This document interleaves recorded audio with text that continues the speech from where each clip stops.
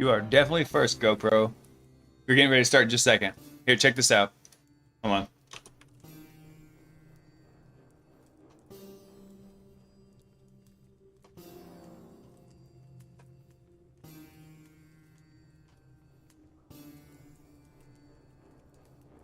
Check that out. We got new channel emotes. We finish getting set up and we'll hop in here.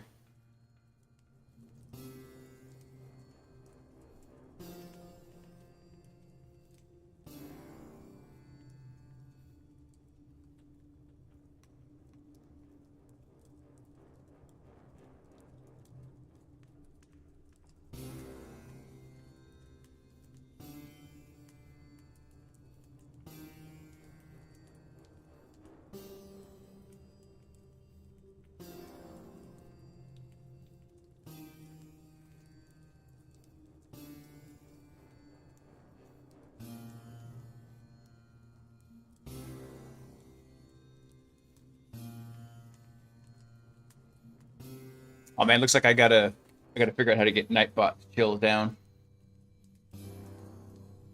I can find that real fast here.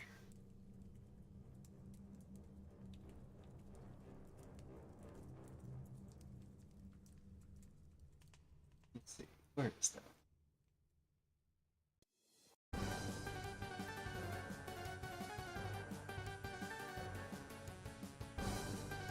Oh, it'd be in this one here.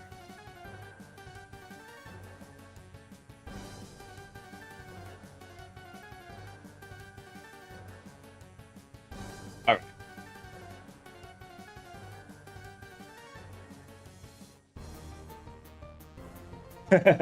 F you, Nightbot. Oh shit! That's why I didn't even have the green screen. Ugh. Busy day. I literally just got the kids tucked into bed right as I started the stream. Let's go fix Nightbot real fast. Let's see. Spam protection. Let's see. Repetitions. So, length limit. This is the maximum length of time Nightbot will time out users. Wait, that's the timeout length. Let's see, length. Minimum percentage of repetitions before Nightbot will punish for spamming. All right, we're going to jack this up to like 100. Make it like 95. Actually, oh, I'm just going to turn this off because I want people to be able to spam Cookie Monster. Disable. All right. Spam your little heart out there, GoPro. Oh, shit. I just realized I left my drink. Hang on. Be right back.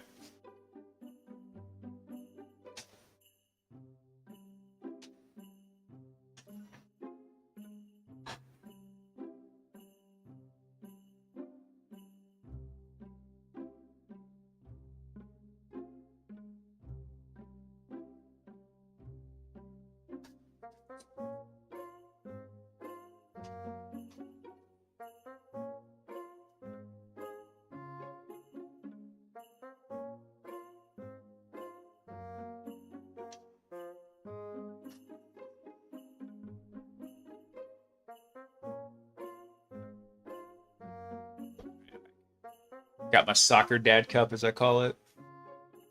Got my Jocko. But you can't see because it's got green on the can. Hold on, I want to try something. Yeah.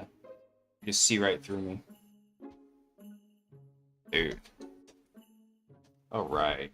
Hope everybody's having a wonderful Wednesday. In case you haven't noticed, I do have a thing for alliteration.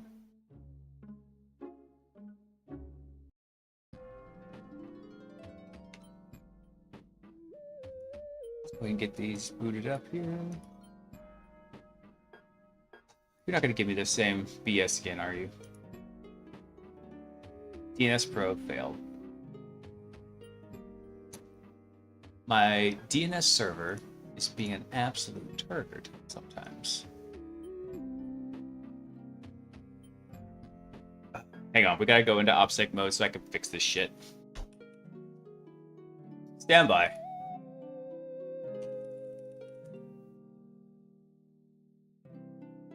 Let's see. What happened last time was the DNS server actually ran out of disk space. That's why it was having such a hard time.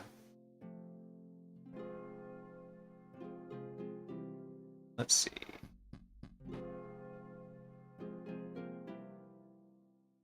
There you go. Yes.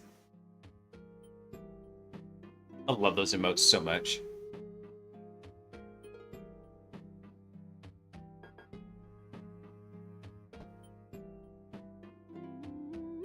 Let's see, where is this? Yeah, so it's the same problem as the FTL database because I'm using Pi-hole enough, and so the FTL database is taking up the whole fucking disk. That's the problem.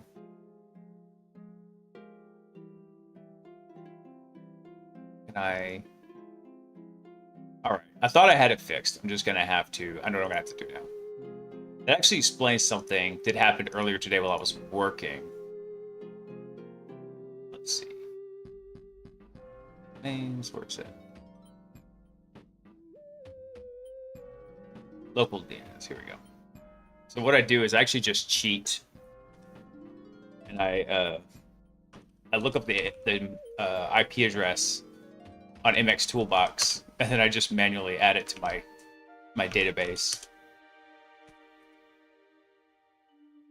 It sucks though, because I have to change it every night.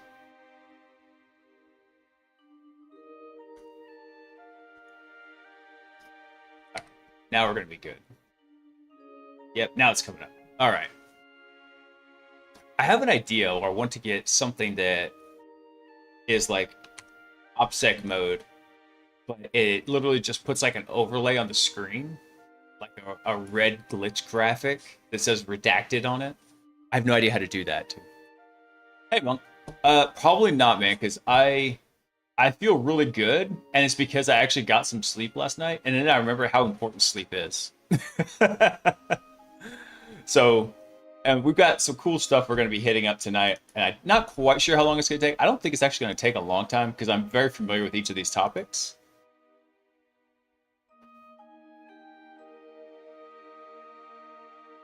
Yeah, but it should be good for D&D on Friday. So.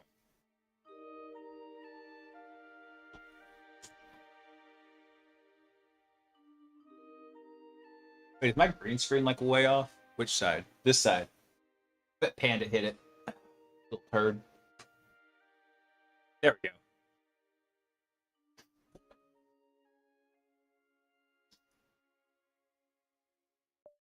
I actually don't know if we're gonna do. It's an inside joke for everybody listening. I don't know if we're gonna do more kinky shit or if we're gonna go to court. We're running two different D&D campaigns, and in one of them, our characters are on trial, and in the other one, we had this running gag about kinky shit, and so we don't know. Are we doing kinky shit? Are we going to court? ¿Por qué no las dos?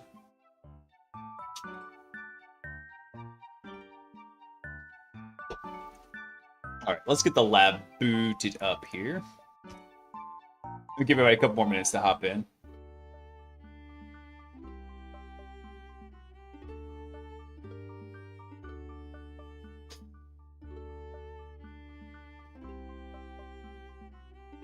Well, it's trying now.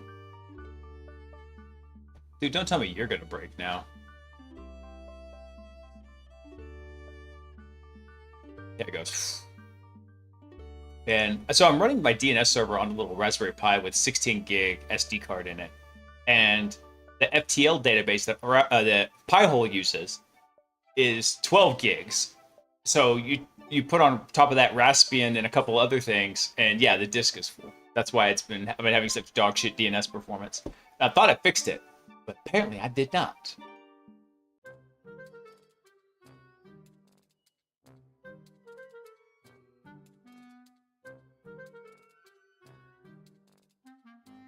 All right, let's see here. Let's get this running up here.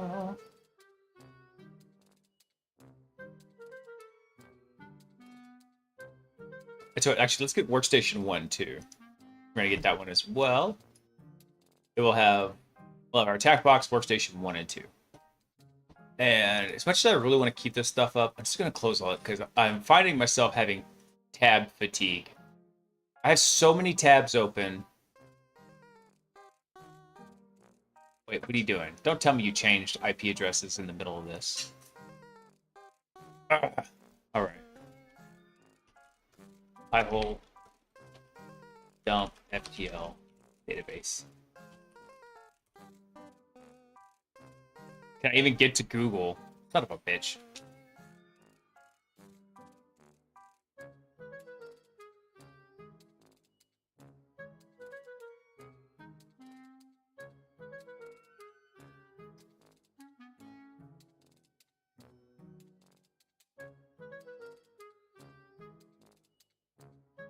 See if I can check out what's going on here. I really like Pi-hole. I don't know what's happened. Maybe with the last update, there was something called that's causing bloating on the FTL database. But hey, sweet, what's up?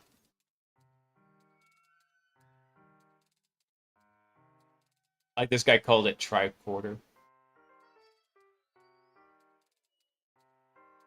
Can't get anything. God, everything's running dog shit slow.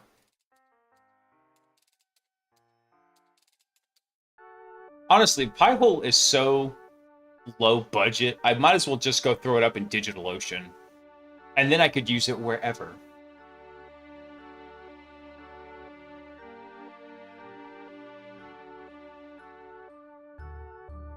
Look at this. Like, this only loaded half the damn page here. There we are.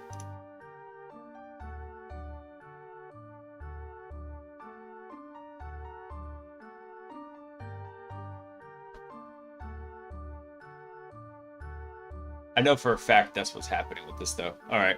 Stand by, all. We're going back into OPSEC mode. Let me go fucking fix the database. Let's see. Tools.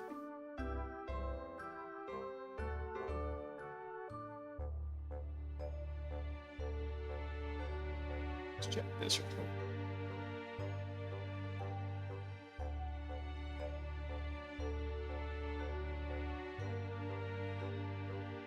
Let's see, if I flush my logs, see what happens here. So now if I go check our messages, look at our diagnostics.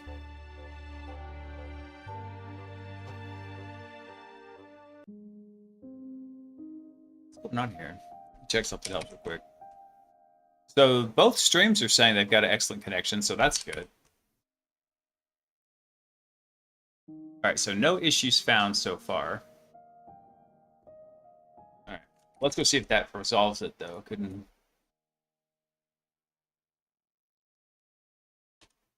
All right. Well, temporary stopgap workaround. We just had to flush the logs in Pi-hole. Good lord. All I want to do is do some Kerberos hacking. Is that too much to ask?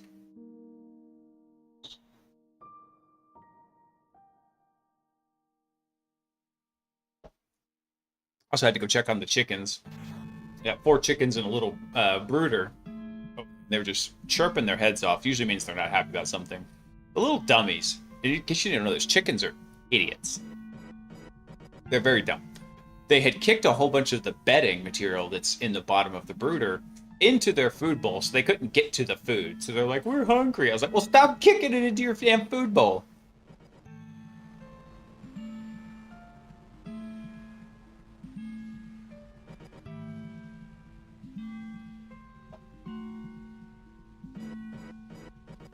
Okay.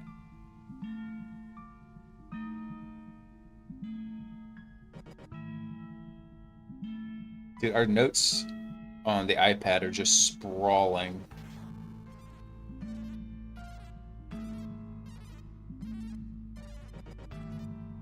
Set that back.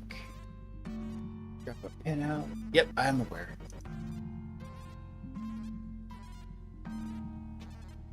Okay, so we had a lot of our backdoors call back home, so that is fantabulous.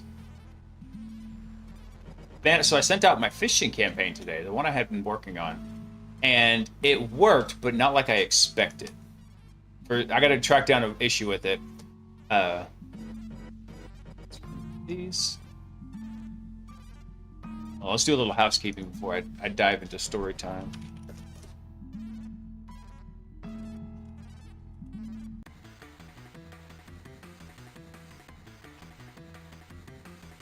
this one right here so we can see which one of these is which.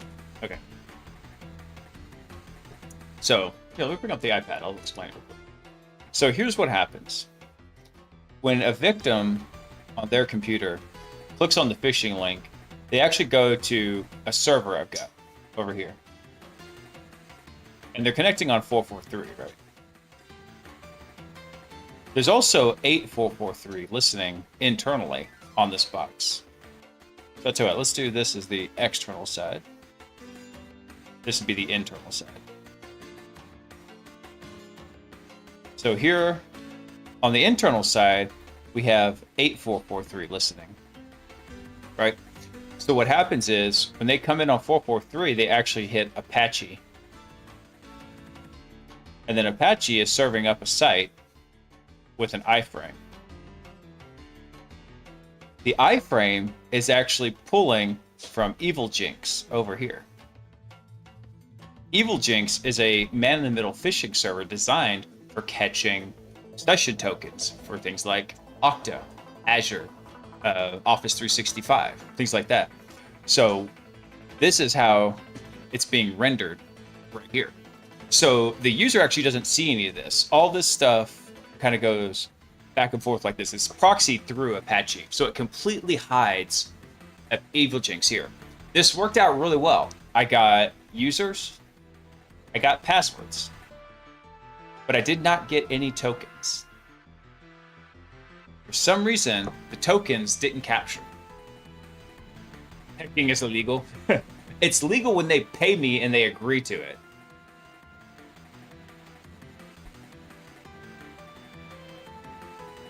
Oh, we got another one callback. Sweet.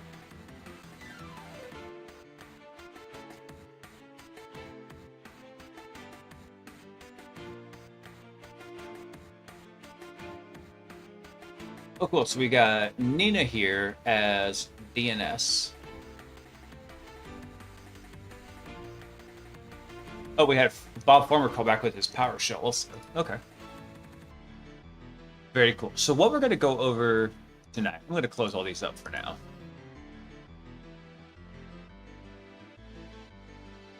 So what we're going to cover tonight is this. Let's bring back up the app now. So the first thing we're going to do is what's called a silver ticket. A silver kit. No, a silver ticket.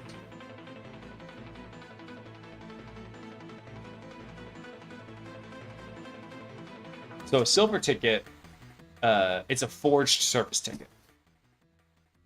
Get down, Panda. Look at my hand. Get out. It's a forged service ticket. Right? So this is, as we've been calling it, this is a phase 2 ticket, right? First phase was getting the TGT tickets. This is a forged service ticket, otherwise known as a TGS.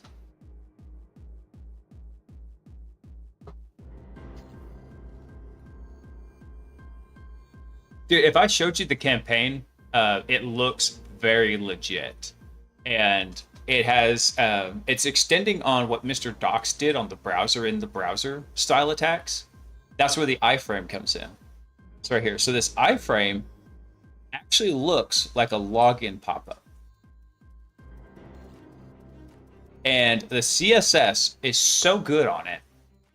There's two different CSS. I could do Chrome or I can do like Chrome, Chrome on Windows or Chrome on Mac. Those are the two CSS kits that are in it. And it is so good. Oh my God. Hey. There is fluff all over my damn office. She has myrtleized the raccoon.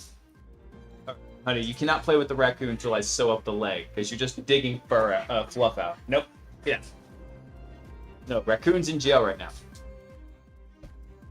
Good Lord, dog. No, you cannot have raccoon right now. Golly. So, yeah, this actually right here, this login pop-up, it looks legit. You can click it, you can drag it, you can move it around, you can resize it. It looks just like you've got a login pop-up like almost on your system, right?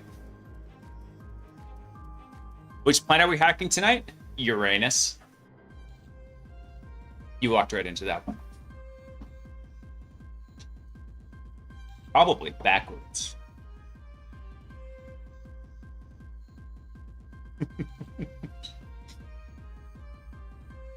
All right.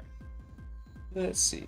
Yep, cool. So we're gonna do silver ticket. That's the very first thing we're gonna do. So actually, we need to get access to workstation 1.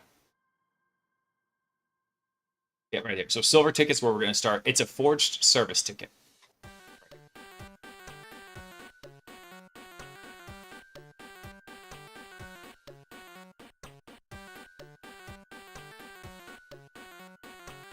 Let's take a look at something real quick. Let's grab. So we need a session on workstation 1, but let's get us an interactive session. So let's spawn our HTTP listener.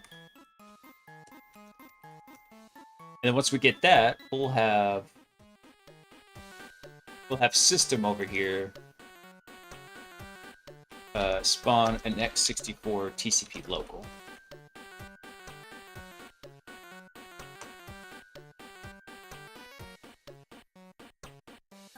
So we'll let these run for just a second. And then actually once this one connects, let's look at our diagram here. Panda's so mad I took her raccoon away.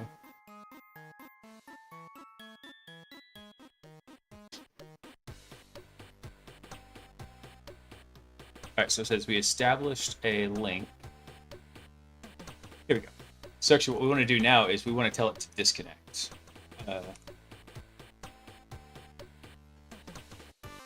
we tell it to disconnect? Or is it unlink?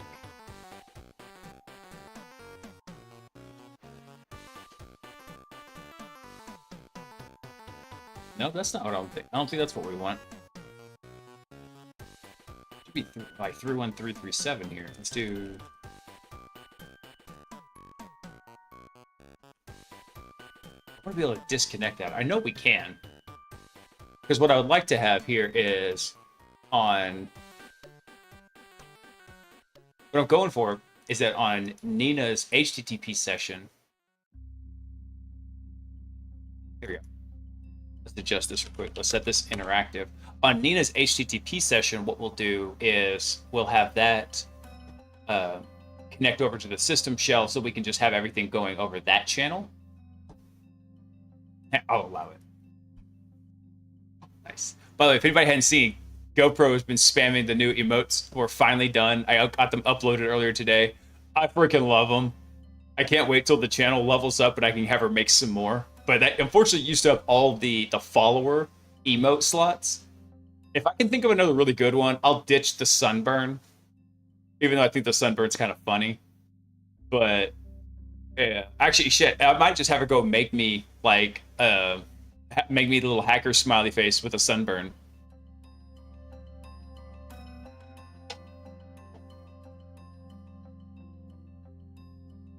Let's see.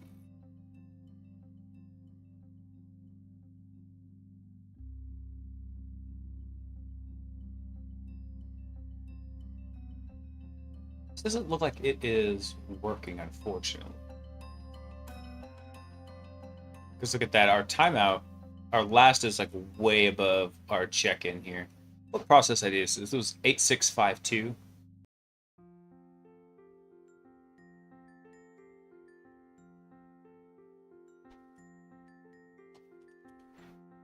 Let's get our process list. We gotta give it a second though to check in because these DNS beacons are slow. Okay. So we're looking for 8652 on the PID side.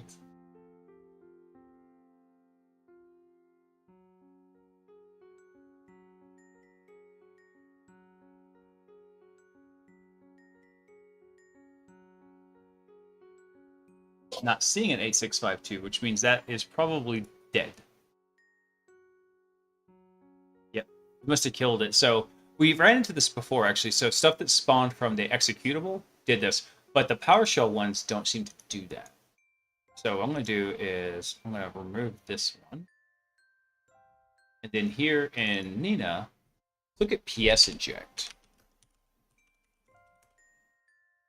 Inject unmanaged PowerShell into a specific process and execute the specified command. Any commandlet from the last use of PowerShell imports are available here. Okay. We could try that. Gucci, they actually are up on YouTube. Yeah. Oh wait, what was the command? YouTube. I didn't link it? Son of a bitch. It's real easy though. YouTube.com. There you go. But yeah, so the stream and the recordings of the streams are all live up on YouTube.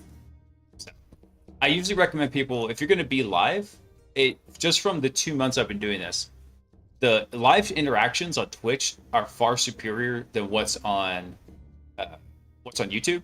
But watching the replays is way superior on YouTube. Dude, that's fine. I mean, I understand, especially since this is late. I like having them recorded on YouTube. I didn't have the first month or so done. I was still working on getting the YouTube side set up. And I did that for a reason. So Twitch can export your videos over to YouTube. The downside is then if people like watch 2, 3, 5 minutes of it, like just to see a certain part of it, that tanks your analytics. However, if I live stream to YouTube and I let YouTube record it, it puts it into as a live stream, puts it into a different bucket called the live tab. And you can see all the previous live shows in there. And those have completely different sets of analytics, and it won't just shadow ban the channel because they're thinking I'm putting out spam content. Hey, Panda. All right, let's actually grab something here. So we could do this.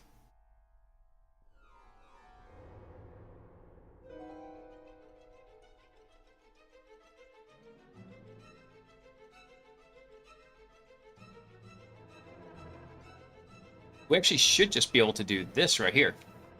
Actually, we don't want to do the DNS. We want to do TCP local. No, we're going to do HTTP. TCP, SMB. It's this one. DNS. Let's copy this real quick. We'll just adjust it. Because what we're going to do is here in Nina's, we're going to inject. So let's look at our process list real fast. We're going to try this out.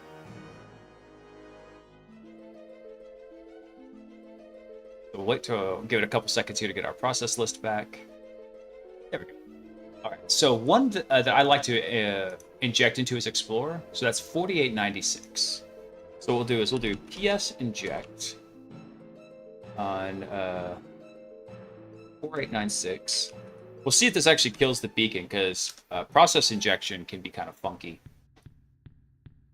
Actually, crap, I gotta get the syntax back. Architecture, okay.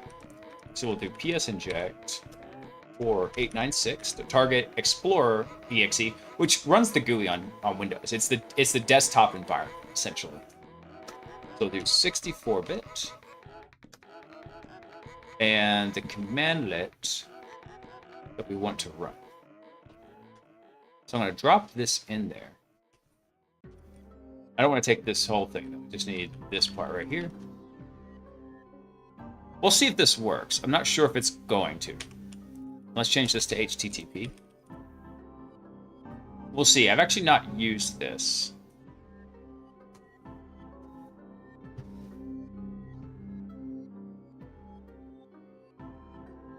Let's see what happens. If we don't get a check-in after 10 seconds, we'll know that we just killed the beacon.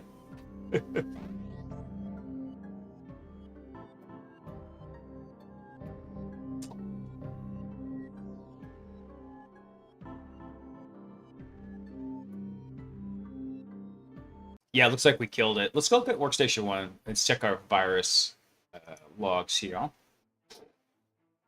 Because we haven't messed with process injection too much. It's not touched on a great deal in the course, but there's a lot of considerations that come around with it.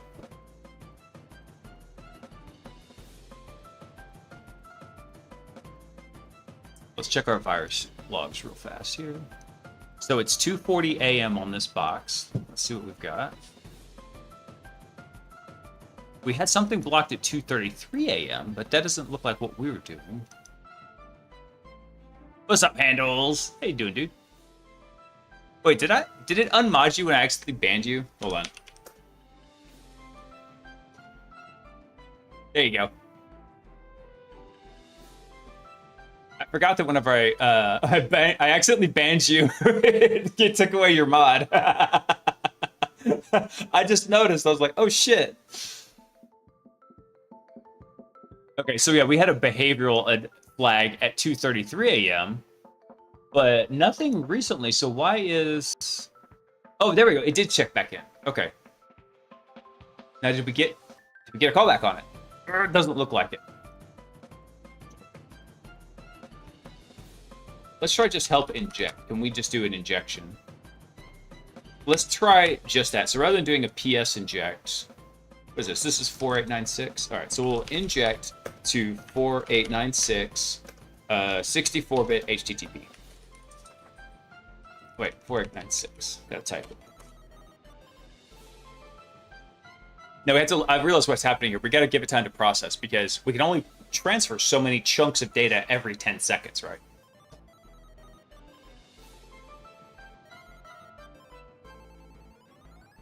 Quit eating the fluff, you little spaz. Good God. Handles, you missed it earlier. I showed Panda's raccoon. She had obliterated one of the legs, and there's just fluff all over the floor of my office again.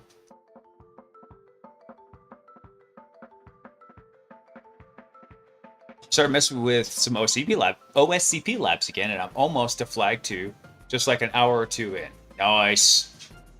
What the fluff? Yeah, exactly.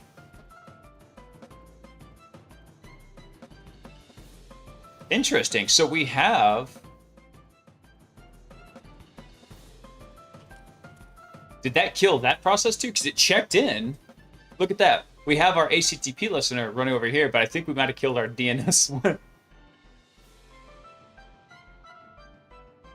Let's see what happens here. Yeah, that one's dead because it's way over. Let's see what workstation 1 flagged that as. Let's see, 243 on the box. Yep, it's this one right here. And the verdict is just behavioral analysis. Man, if anybody knows a way to extrapolate this behavioral analysis, I would love it. I think when we set up the AD lab for ourselves, we're gonna make sure we have good detections in there, like with a WASA or security onion or something on the box too. That way we can go look and say, okay, what was it doing? Kind of what was logged? What was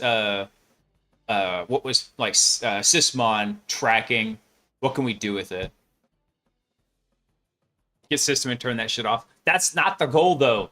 You know how bad it is? How many red flags you raise if Defender gets turned off? Look at this. Not only did it kill that one instance of it, it killed all of them on the box. You son of a bitch. You're a son of a bitch. Let's kill this. Let's get rid of these. So cool. So now we have Nina here, but we lost our system shell.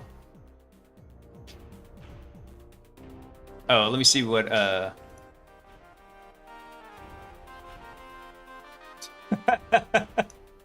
I don't know why it did that.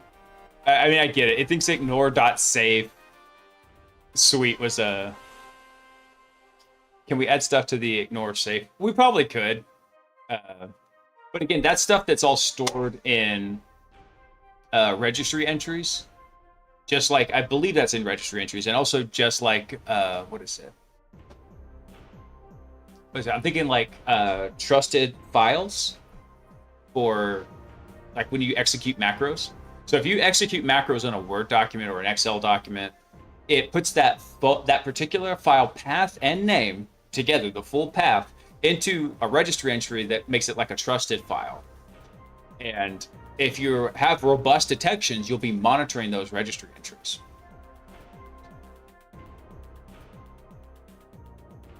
What did GoPro say?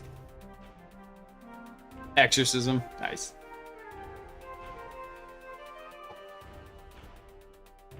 If you need to drop something, GoPro, just let me your handles know and we can permit you to do it.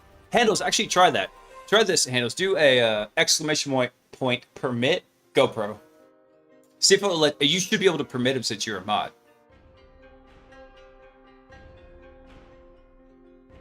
Yeah, there you go. Yeah, just give a shout out, and if I don't catch it, handles go real fast. Yeah.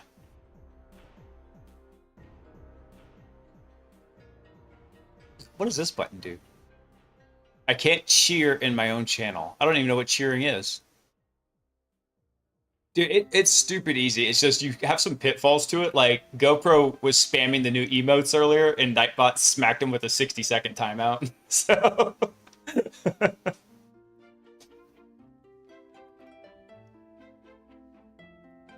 yeah, it was pretty funny. Yeah, dude, check out the new emotes. I fucking love them. They make me so happy. They're the lady. I explained to her kind of what I did. And I sent her what I wanted. I sent her a picture of the smiley face with the eye patch, and she's like, "I got you, fam," and she pulled through totally. All right, let's see here what we can do with this. So we didn't have a lot of luck doing UAC bypasses on here. I think. How do I want to get a system shuttle?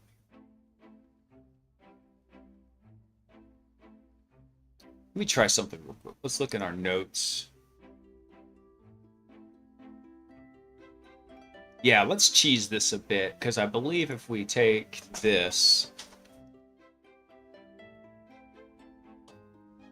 let's copy this. And what we'll do is we'll just hop over into Nina's box. We'll run PowerShell as an administrator, just so we can get things moving along. I really want to get through these 3 ticket types tonight, because I really like Kerberos abuse. It's become one of my favorite attack methods.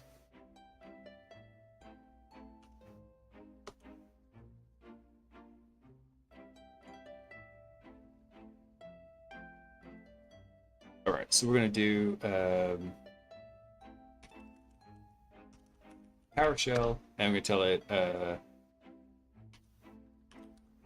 encoded command this.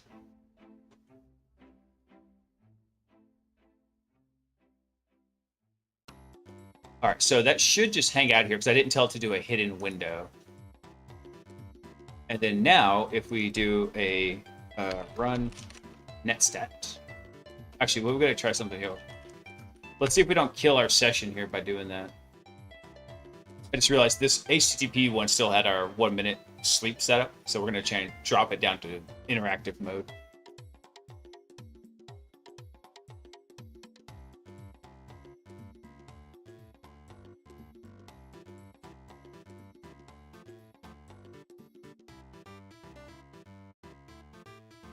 The waiting for the beacons to reload is painful.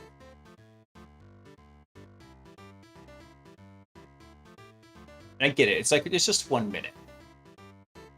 But it feels like so long.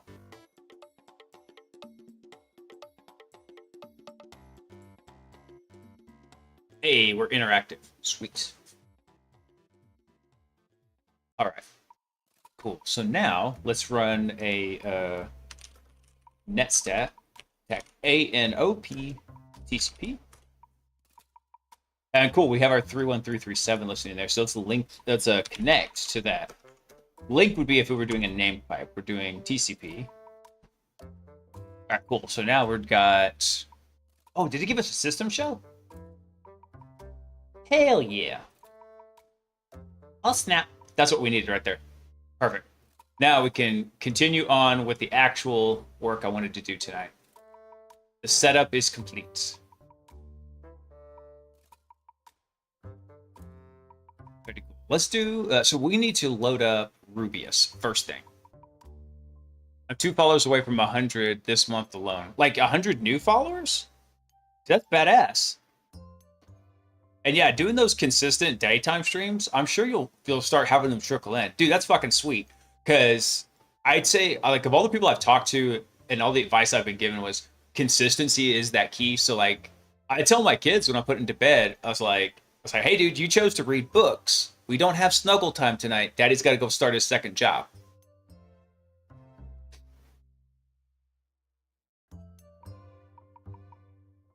Oh, no kidding. That's awesome.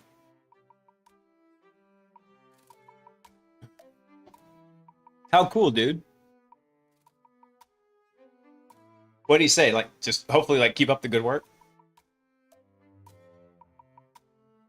let's do something here. Let's run Rubius. That's what we're doing.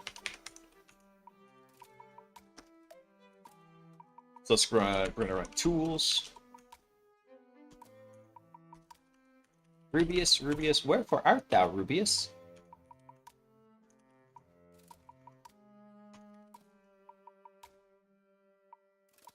There. And then Rubius actually has a silver ticket option here. Oh, you know what? Let's do something real quick. Let's set up some notes real fast. Actually, let's put this in our Kerberos notes. And the reason I say that is because all of these attacks are Kerberos based. So what we'll do is we'll just make a new section here. We'll call it domain guides. All right. So first thing is going to be silver tickets. Let's make a note here. That's forged TGS. There we go. Nice. Let's go over here. So we're going to tell it we want to do a silver ticket. The service. So what service do we want to access? Let's access SIFs on workstation 1. So workstation tac1.dev.cyber.tic.io. So we're just basically connecting to the SIF service on this particular machine. Actually, there's another piece of information we need. I just realized. We need to get... we need to dump the AES and the RC4s. So let's throw this over into our notes just to hang on to it for a second.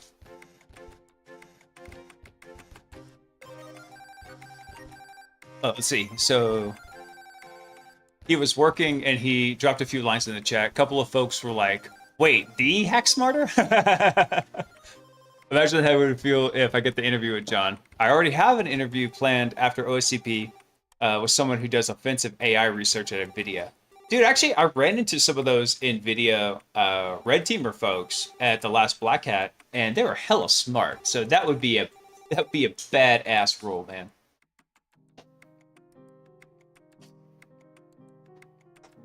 I honestly don't remember the guy's name. It is my biggest character flaw is names. And so, yeah, it's they're doing some wild stuff, man. Wild. I hope they kind of keep their edge. I'm worried that they're going to get a little complacent on the hardware because gamers aren't buying like, oh, it's like, hey, if I'm on the 4000 series, then I got to get the 5000 series to have the latest and greatest. Oh, but that's, another, $2,000 for this, maybe the new graphics card, and it's only a 10% performance bump. They have to figure out how they're actually going to do those better. They can't just keep thinking they're going to build people for $2,000. But that's on the gaming side. On the actual hardware side for data centers and stuff, they're probably killing it. And so I know Intel and AMD are really gunning for that space.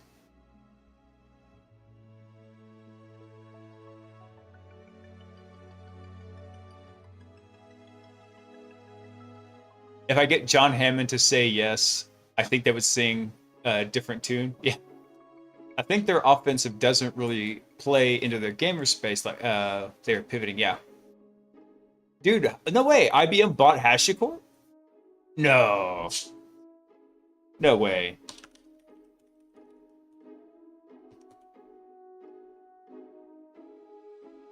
What? That's actually very surprising. And a little worrisome. I'll tell you why. I trade a lot of stocks. I'm very fortunate to have put away a lot of money to do that. And one of the things I watch for to see kind of an overall economic health indicator is mergers and acquisitions. You tend to start seeing a lot of mergers and acquisitions when growth slows. And when growth slows, recessions are very close. Not saying they're going to happen, but they get very close. Wow. Okay, so IBM will pay $35 per share, which is a 42% premium. You know what I would like to know? You know what I'd like to know, Chet? Who from Congress Who from Congress bought shares on Friday? That's what I want to know.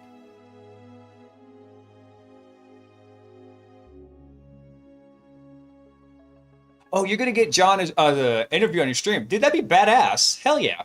He's a super nice dude, man. I talked to him for a while at Black Hat last year, and he was actually very interested in what my point of view was, being in offensive security, looking at his stuff, and he wanted to know if I had any feedback. I was like, not really, man. I think you're doing great work, and I enjoy his videos. I don't watch every one of them, but when I catch one that I do like, it's fun to watch, and I go through it.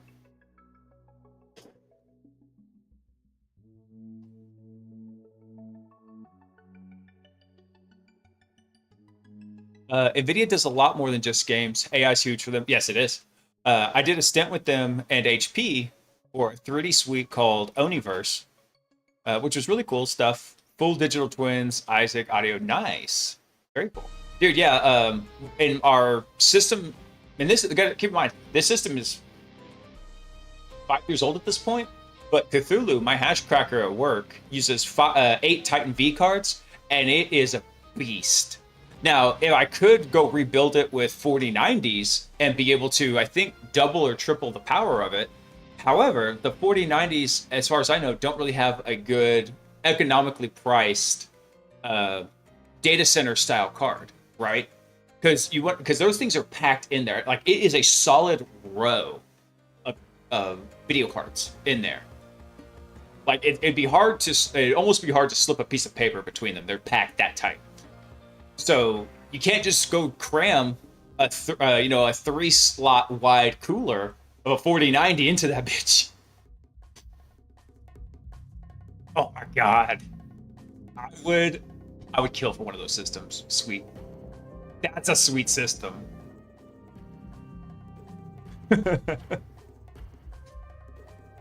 Yeah, so Cthulhu is really great. Cthulhu is in the process of getting an upgrade, and I can't wait.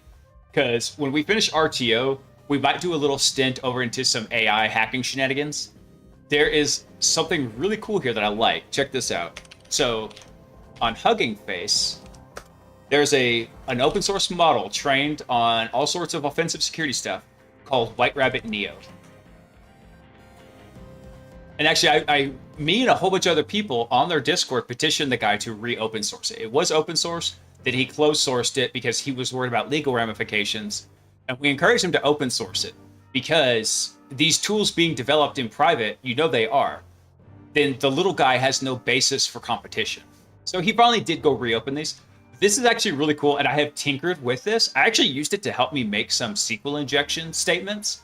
I gave it a post request and I said, hey, make me a SQL injection command that will test each of the parameters in the JSON body for injection, and it did really good. It had a little bit of tweaking needed to be done to it, but it was not bad. So I really cannot wait to test this out. I thought maybe we'll go try this like on some of the easy hack the boxes, and we'll see what it does. I know other people have done that, but you know what? I want to do it too.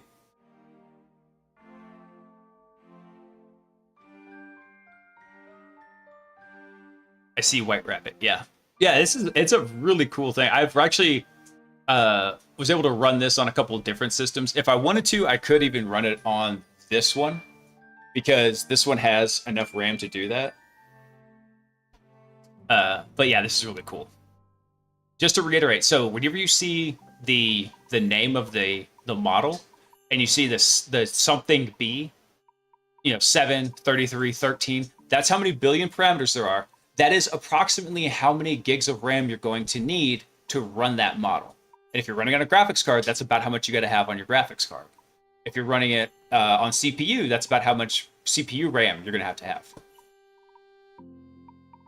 So, dude, I can't believe...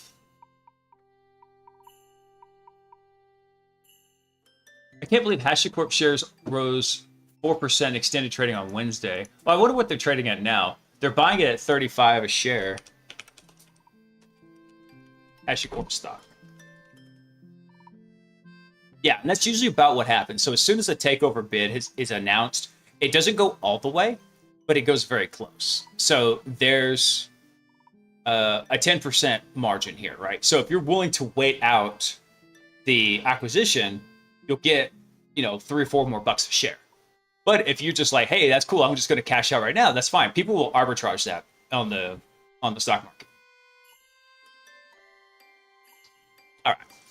Anyway, back to the silver tickets where we were. So what we need to do is, let me double check something. So what we need is, let's hop into our system beacon here. Let's close up all these. We're done with the rest of these. Close, close, close, close. Yeah, so we want this one and this one. Okay. Gosh, I gotta remember, where's Hacktrix?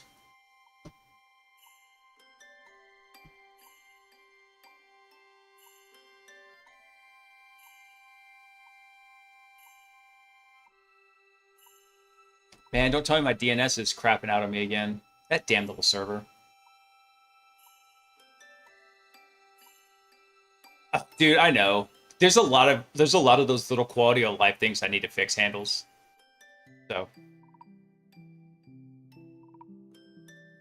that's just a day. Wait, hold on. My next step after OSCP task is to get some bug reports on GitHub and hopefully a CVE. Oh, that'd be awesome. The only sound alerts I've really got right now is the raid and the follow alerts. I really like the follow alert. I might try to shorten it a bit. I think it's a tad bit too long. But the raid alert I really love. So I know I need some troll sounds in here. I was trying to think how to do it. It's coming. I really try to devote a lot of time to making this like a fun thing. Fun and learning. Dude, you can't beat that. It's the way I used to teach martial arts when I was younger.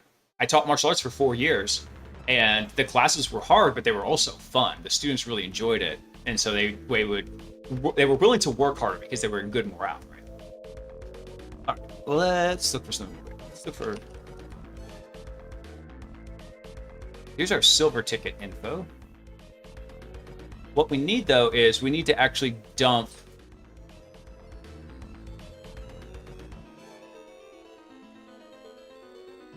So silver ticket is a forged ticket, either using their RC4 or their AES keys. Which actually, I think we already have those. We might not need to go redump them. Let's look. Let's look at our notes.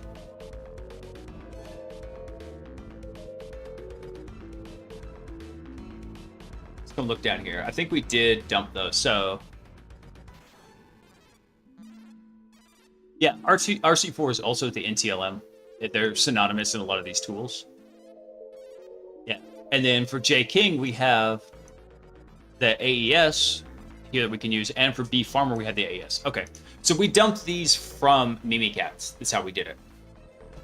So, by the way, so everybody remember, I don't know if I mentioned this, but there's a new tool drop by Spectre Ops here. So remember, we've been avoiding using Mimikatz from the beacon because it's not considered OPSEC safe, because it has to open a process handle over to LSAS. That is very suspicious when that happens. But this guy has been developing this tool over the last 2 years, and of course it's fucking Spectre Ops because they do everything. And what this is supposed to do is, if my understanding was correct, basically you can get read access to LSAS with appropriate like system level permissions, but without actually getting a hook over into LSAS. I think that's what's happening. So the LSA Whisperer project focuses on interacting with authentication packages using their individual message protocols. So DLLs and LSA loads to implement a specific authentication logic design. An SSP, which is a security support provider, may also be called an SP if implemented security protocol. Yeah, this is, I actually haven't got to read this full thing because I've been very busy. He has like this full diary of a thing around. And so that's supposedly what this is. I highly recommend reading it though. It's still on my to read list at home. So I just thought about that as we were thinking about like, hey, dumping this stuff with Mimikatz. But that's fine. We can use this right here. So let's say we want to do, who are we going to do this against? We're going to do this against Nina. Oh, I don't think we have Nina's on.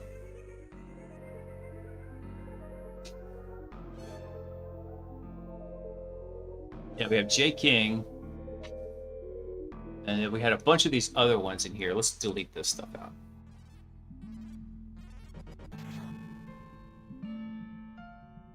Yeah, I know there's viruses. I put them there.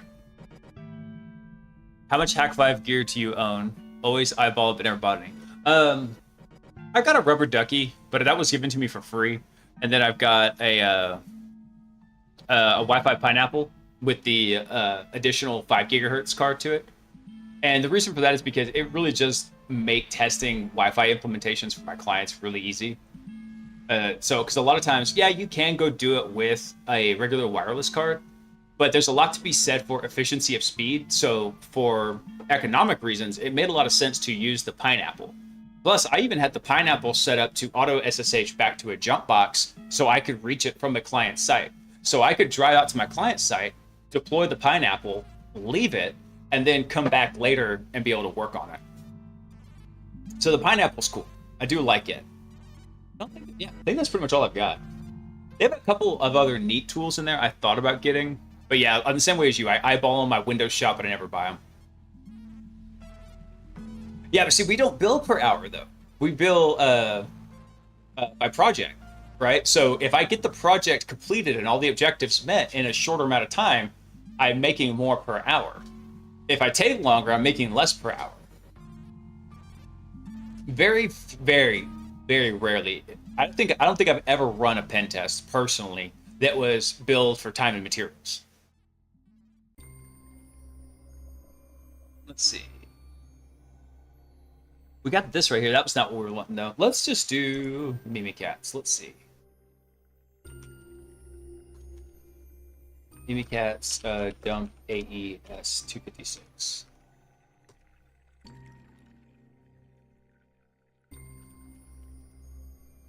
That isn't mentioned in here. I'm trying to remember what was the Mimikatz thing that we did. So Mimikatz can also do golden and silver tickets. Let's see. So we can do Kerberos attacks with it. I don't remember what the thing is we want to run, though. Credential dumping.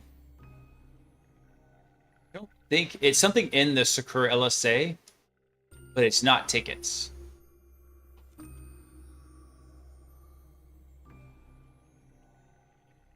Maybe it was login passwords. Let's go try that real quick. Just so we can shore up this piece of information. So run this one. If we run Mimikatz. I don't think it was login passwords, but I'm going to try it first.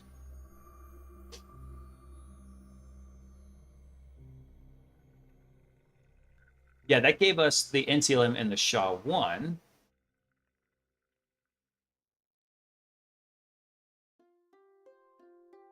Yeah, okay, so that's the login passwords.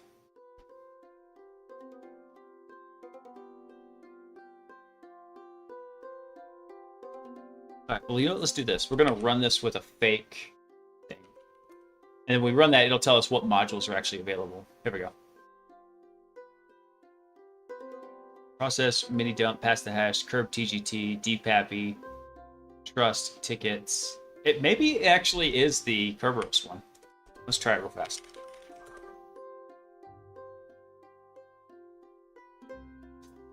Let's see here.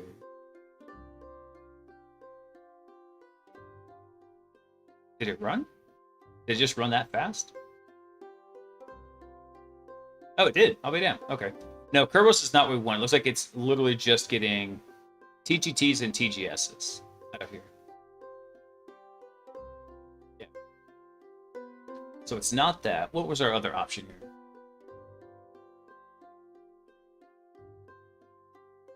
LM and NetTLM, W digest. Maybe it's SSP.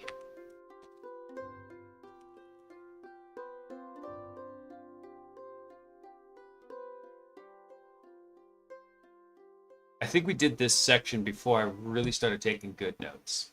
Hang on 1 second. Let me look this up.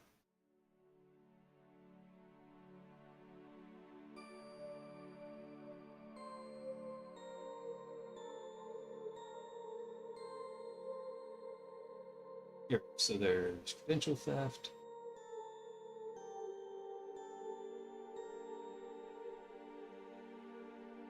Ah, there it is. I was close. It is secure LSA, but it's e-keys. That's what we need to run. Encryption keys. There we go. So and this makes sense. We want to use these to encrypt the Kerberos tickets. Nice. All right. I like the saying, it took years to build these skills, and if I finish the job in 30 minutes, you're paying for the years, not the hours. Yeah, exactly. Yeah, no joke. I always like that thing where people are like, hey, why do you want to come work here? It's like, I understand you'll exchange money for experience.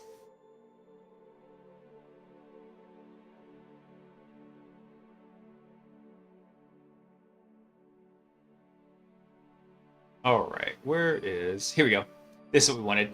Nina Lab. Let's grab these two real quick. Not bad. We'll throw this over into our notices.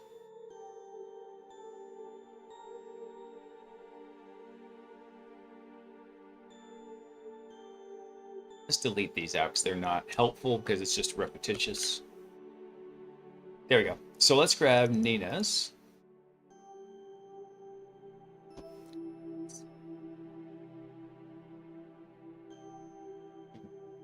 Let's checking something here. Actually, I tell you what we also need is we need workstation ones. This is the way we're going to forge this ticket. Yes. Okay. Let's think about this for a second. I was getting my wires crossed. Let me pull up the diagram here real quick. Things your escort can also say. Damn it, sweet.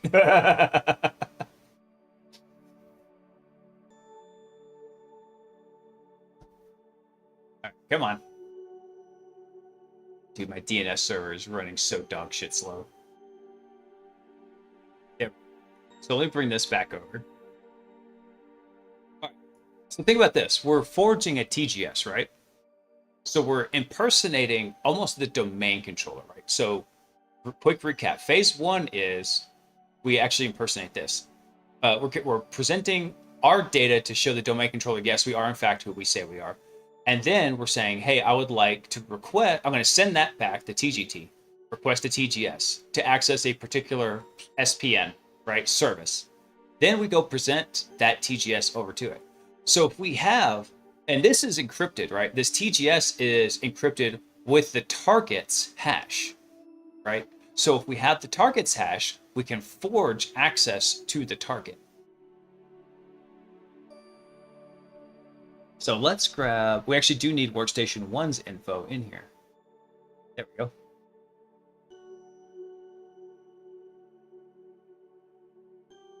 Let's just grab this out real quick. This should be the 256 right here. Even though we still have that visual bug where it says this. Let's just drop that. I tell you, we're going to drop that into Notepad real fast. There we go. So I got a story from today. We upgraded our Veeam server today from 11 to 12. Version 12 has malware scanning, which 11 did not. I almost had a heart attack when it was reporting something on our K8's workers. Oh no. Turns out it flags any .ruby file. And we run logstash pods with JRuby. Oh, okay. Which the license file has a .ruby. That's funny that it flags on .ruby.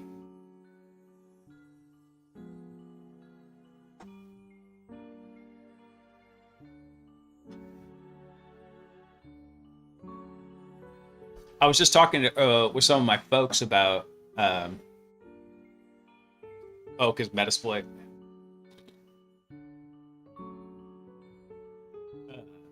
Yeah, Metasploit is Ruby. Let's grab something here. Let's go back over to our Kerberos notes. Let's go grab this command out. Actually, I'll tell you, you know what we can do? We can just build the command over here. It's a little bit easier.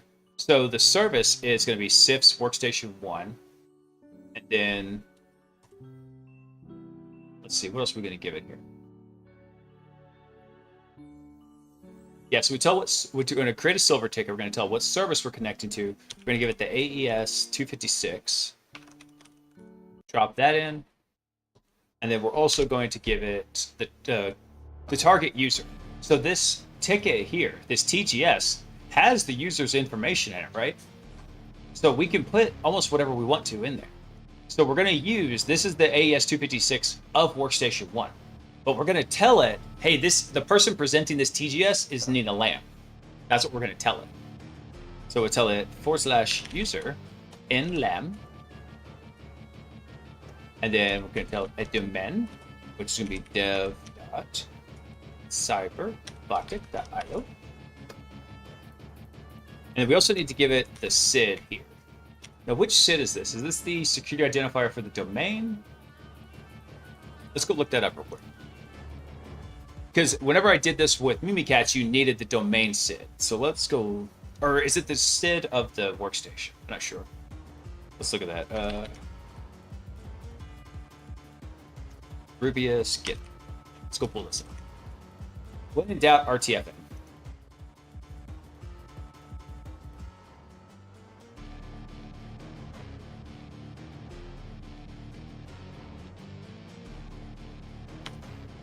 So let's look for silver. Silver tickets. Bam.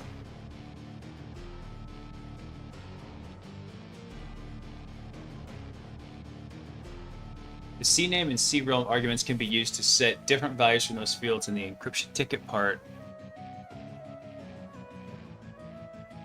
What I want to know though is what do we need to give it for the SID? Let me look at something real quick.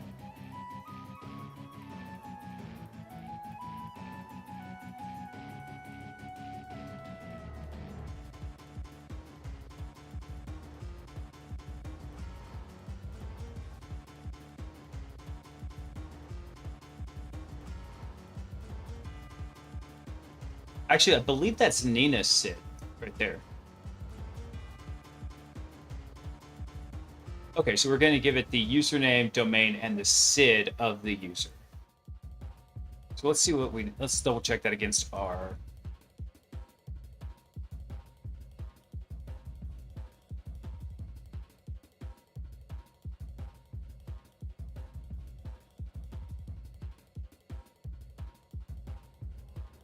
B key, encryption type AES256. That's passing the ticket, but we don't want to pass the ticket. I want to know what SID we need to use here.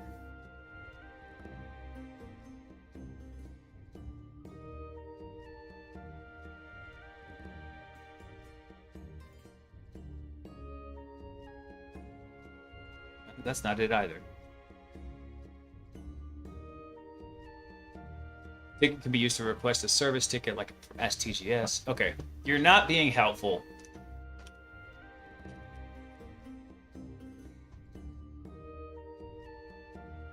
Okay, so every time it's doing this, it's looking like it's the domain SID. Got it. So this wasn't Nina's SID, this was the domain SID. Which, by the way, an easy way to find that, come over here. This is the domain SID right here. You add in these extra identifiers, that's the user SID. So this is what we needed right here, the domain SID. Let's make a note of that.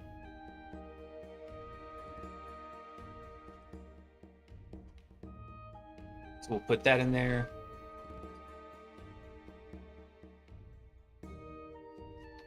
Let's see here. So we're going to tell it needs domain SID. The security identifier for the domain. And that should be the last thing. We just tell it no wrap. Rubius only does rock. All right, let's go drop that. See what happens.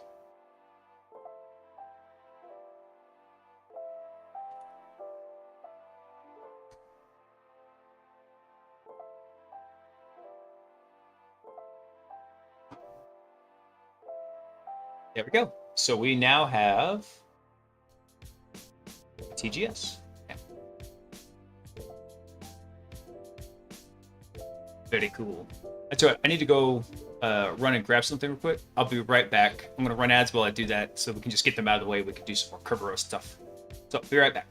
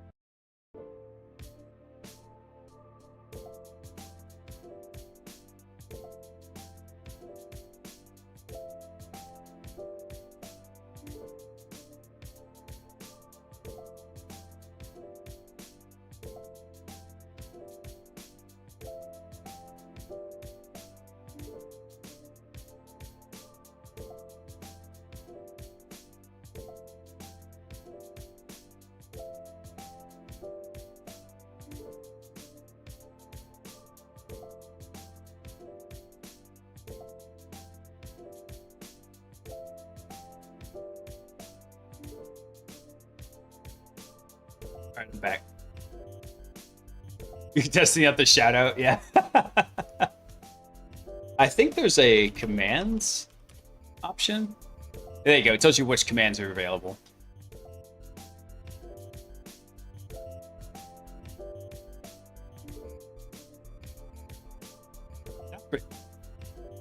The greatest red team streamer ever. Okay, if you didn't add the streamer qualifier, I'd say you're full of shit. But because I'm in a chat group with a bunch of like pro red teamers, and they make me feel like just a monkey hitting on a rock with a bone, you know.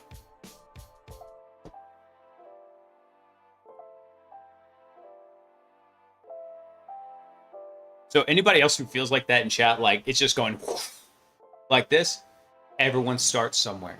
We're all on a journey. It's just how far do you want to take it? With great power comes great trolls.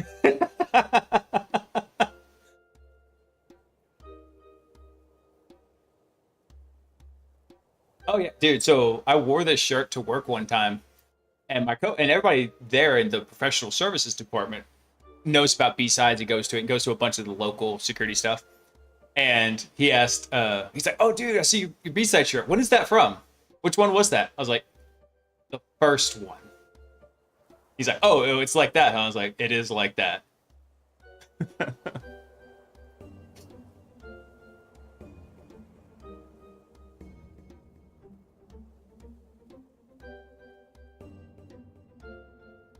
Dude, I'm happy you get to come in, man. I know it's really late where you're at, so I appreciate the time you come and spend here before you have to pass out. Because you're a very early riser. Let's see. All right, cool. So now that we have the ticket, we can import it. Let's do that.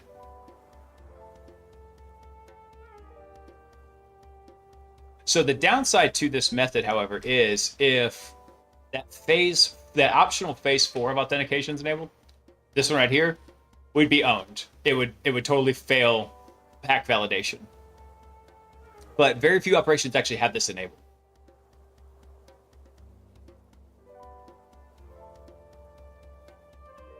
Did I grab the whole thing? Yes, I did. All right, cool.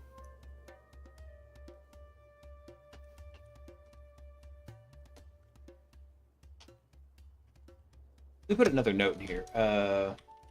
Mimikat's Sakur Lasa. Ikis. That's where we can get that from. Mimi Kate? It's funny.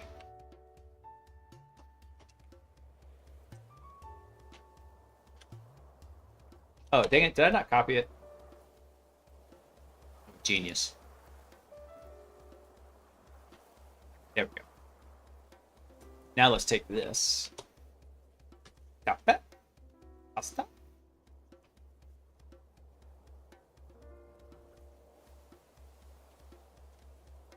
Let's see. So now what we want to do is we want to import this ticket, right? So let's do that. So if we go to, actually, we could even take this to a different system. So let's say, for example, let's look at our shells real quick. So if we go to bfarmer, right? Let's load up this one. Let's have it spawn us a HTTP session real quick.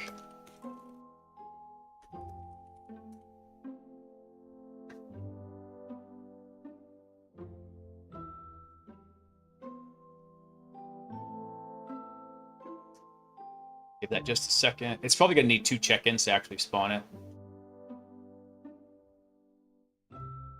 There we go. Next, and then we'll have this go interactive with a good old sleep 0. And once this is done, we're actually going to take that ticket. We're going to go import it as Bob, and we're going to show how we can get access to it.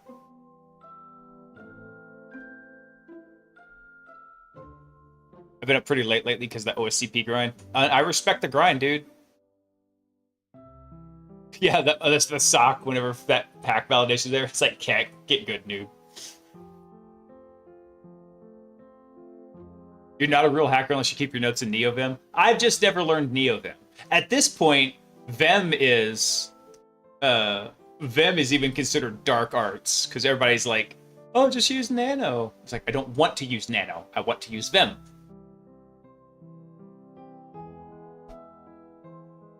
Okay, handles. It's fine. Let's see. Let this go interactive here. That's all right. So now let's do a test real quick. So Bob is a developer. He doesn't have like local system administrator or anything. So if we try to list the stuff over in workstation 1, we do like $, we get access denied. Expected, right? So now, however, if we run Rubius, let's do execute assembly tools, Rubius, bin, release, Rubius. User D_H0ST is online. D-host, what's up? Man, you would come in with that Emacs. I actually have a coworker that is an old school Linux admin, and he loves Emacs, and he still, when we need like one-off data parsing scripts for like processing CSVs and stuff like that, or just any kind of data munging, he will do it in Perl. And I give him shit about it every time. I was like, yeah, you would do that in Perl, wouldn't you?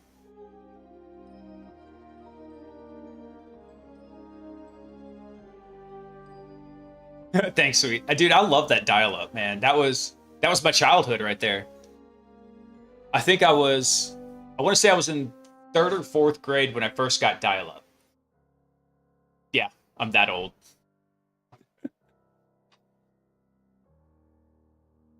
I would leave him alone, but then he'd actually feel like I didn't like him. It's one of those situations where, you know, it's like you're only razzing the ones you like. I always tell him, it's like, yeah, just keep tossing those Perl before swine. Tossing your Perl scripts. He did get defensive about it, but he was like trying to espouse the what is it, like the virtues of Perl. I was like, quit clutching your Perl scripts.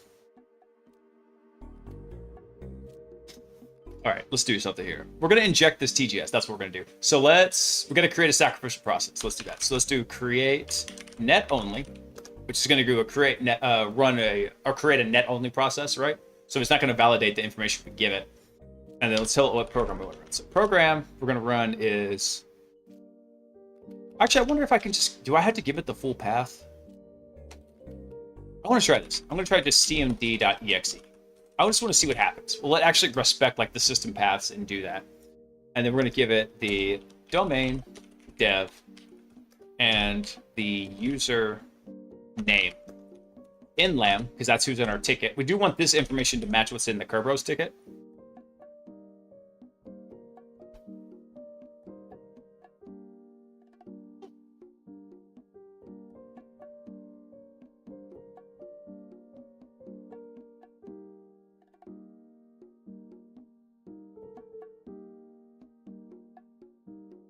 My headphones just died without any kind of critical battery warning. That was unexpected. Your mom would pick up the phone and kick you off the internet. I was so damn spoiled because I actually had 2 phone lines, so I was always online. I thought I was the shit.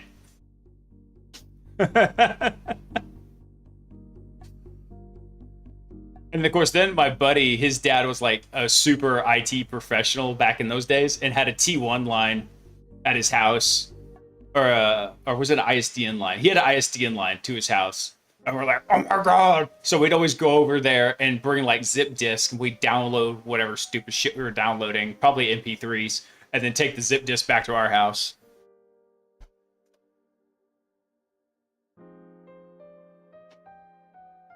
Back before wares became highly sus, right? They were sus enough back then, but now it's just like, friends don't let friends wares now. Password, kitty farts.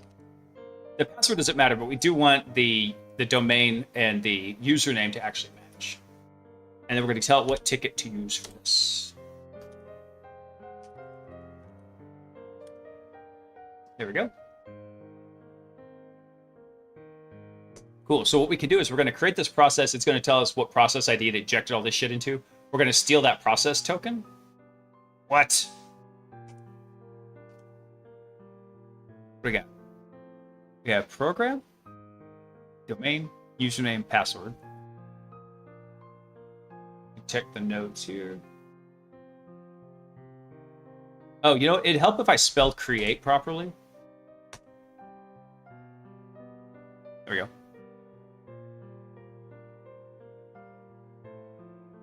And apparently it's not just that I can't spell create, it's that there's also other. Okay, you know what? Create net only. I'm pretty sure that's where the typo is, because program, domain, username, password, those all look legit. There we go. All right, cool. So see, it gave us this process ID back. Let's grab that. And notice how we were able to use that ticket from a different machine, right? Let's, we actually could have just done this on this machine, I think, from the get-go. Once we had the AES 256. And then if we go steal that token, so steal 7108.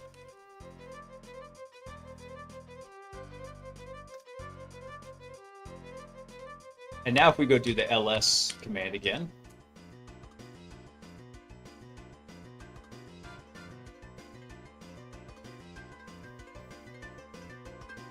oh, we might not be able to do this because we need a system shell. Let's connect to our system shell.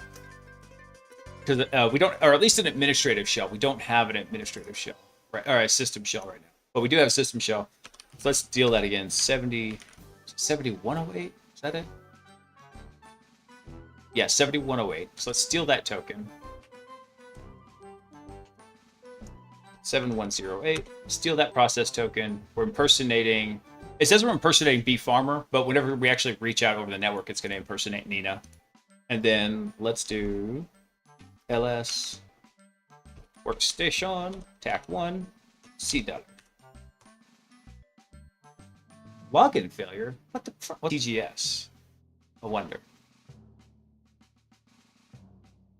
Back when we were dumb enough to think, yeah, I want that Age of Empires crack.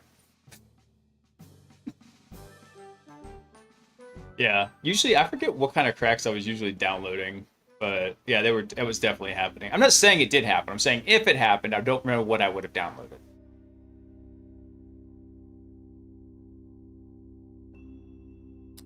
Let's see. Did we screw up?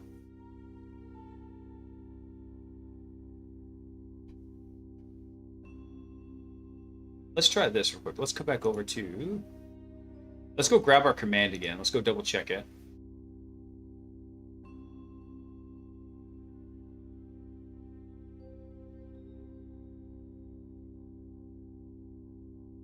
There we go.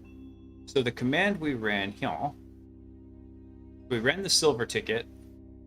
We told it the service, CIFS, workstation 1, dev, cyberbiotic IO. We gave it the AES 256 of the host. We told it we're going to connect as Nina Lam, domain dev. We gave it the domain SID, and we told it no route. Let's try running this one more time here. Let's try running this from workstation 2 system shell. Maybe that's what we're doing. Let's rev to self, and then let's run this.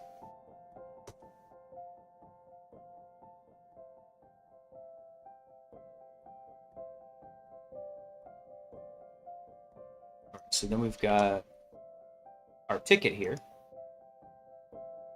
And then let's do our create net only command again. Oh, you know what I bet happened? I bet...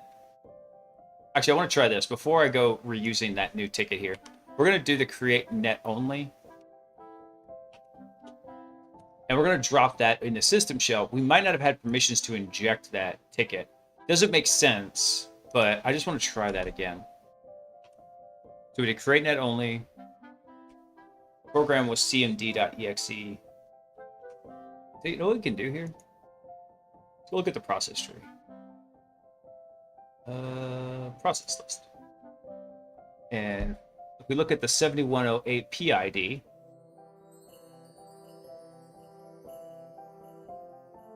let's see, 7108. Yeah, just so it's running cmd.exe. Okay, cool. So we didn't have to give it that full path. Nice. Handy. Right. Domain dev, user nlam, password kitty farts, and then we gave it the ticket. This was our original ticket. So let's run that. Right. So let's steal token 9040. And then let's try. Okay, so that's still getting that same error there. Okay, so let's go try the new ticket that we just got. We'll take this here. So we're going to drop out this ticket. We're going to throw in the new ticket.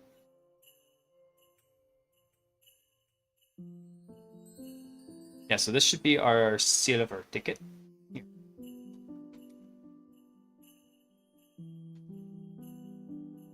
Let's try that. We ran into issues doing something like this before.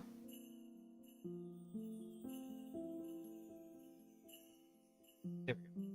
Let's try that now. Steal. Actually, this should be able to work as Bob, though. I don't know why it's not. I'm going to try it one more time.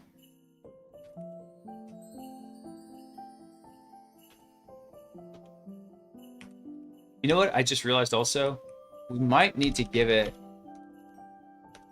We might need to give it the FQDN. Because think about it, we're doing everything over Kerberos. Everything in Kerberos uses an FQDN. Doesn't use a short name. This would be workstation TAC 1. No, it's still login failure. Okay.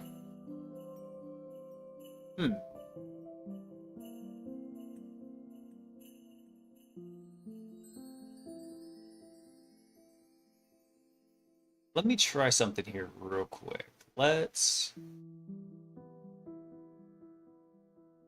pull up this one. Let's try something different. Let's rep to self on this so we're not impersonating ourselves. Okay. I want to try something just directly from...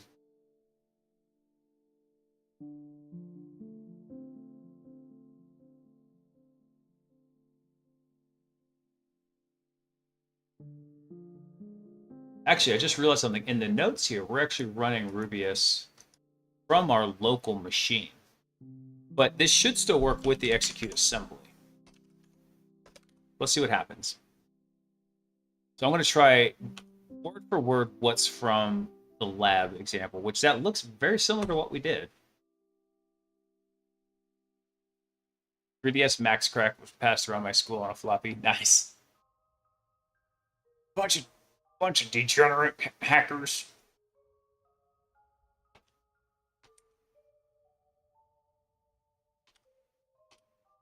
Dude, I loved Hackers when I saw that movie. I begged my parents for a laptop.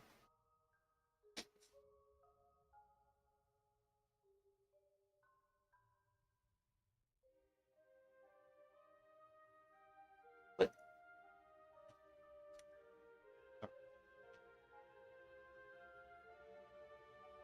let's try this again here.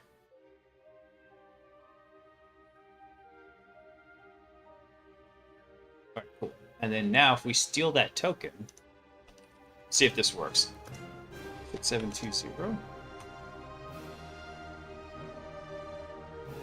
right, and then if we do our ls again, I'm going to try the full FQD again. So workstation 1 dev cyberrobotic.io.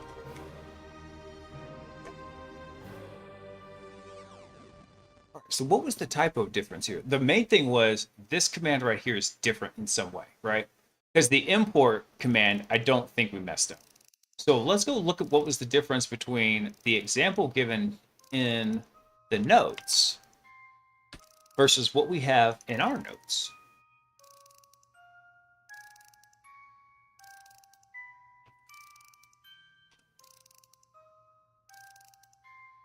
Let's go grab this. Let's go do a little hand diff, y'all. What the fuck? There's no difference. Look at that. Oh, wait, there is a difference. The AES 256 key is different. But that was the AES 256 key we dumped, wasn't it? From workstation 1? Let's see.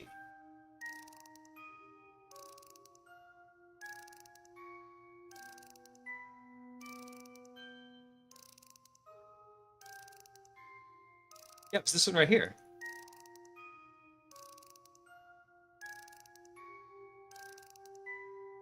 Let's see.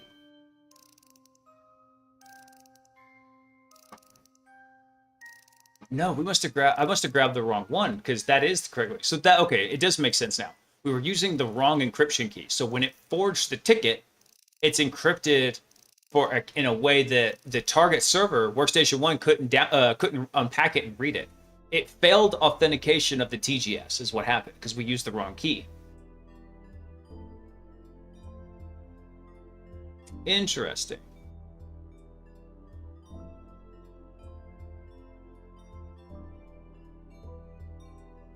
I wonder how I grabbed the wrong one.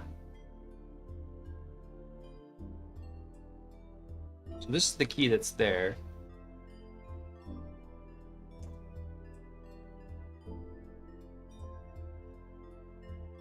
So E3AD is the correct one. So I must have read this incorrectly as to which one.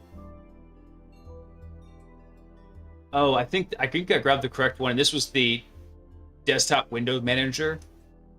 I don't think I think I misread it and I didn't actually grab the username workstation 1 key. I think that's where the screw up happened. Yeah, that's it. Okay, so important lesson there. Make sure you grab the appropriate user key. That workstation 1. Oh, dude, the hacker soundtrack, when I really want to get like some nostalgia groove on, I throw that bitch on. All right, cool. But it did work. Sweet. And the cool thing here is also we were able to do this completely from a low priv beacon, right? We didn't actually have to have high privileges. If we wanted to, we could have injected this all locally on our attack box and done this. Sweet.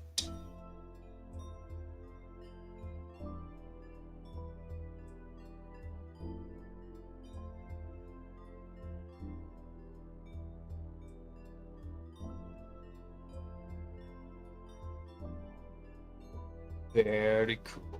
All right, cool. Let's check out the next one, which is golden ticket. So that was our silver ticket, right? We're forging a TGS.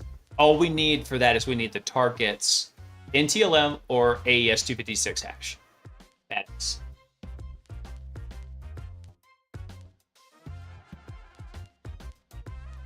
So a golden ticket is a little bit more extreme here. Let me pull up the Kerberos. So we want to, let's go through phase 1 again, right? We want to prove to the domain controller who we are, right? So when we encrypt, we take a timestamp, essentially. I'm going to oversimplify this. We take a timestamp, we encrypt it with our NTLM hash, and then we send it to the domain controller.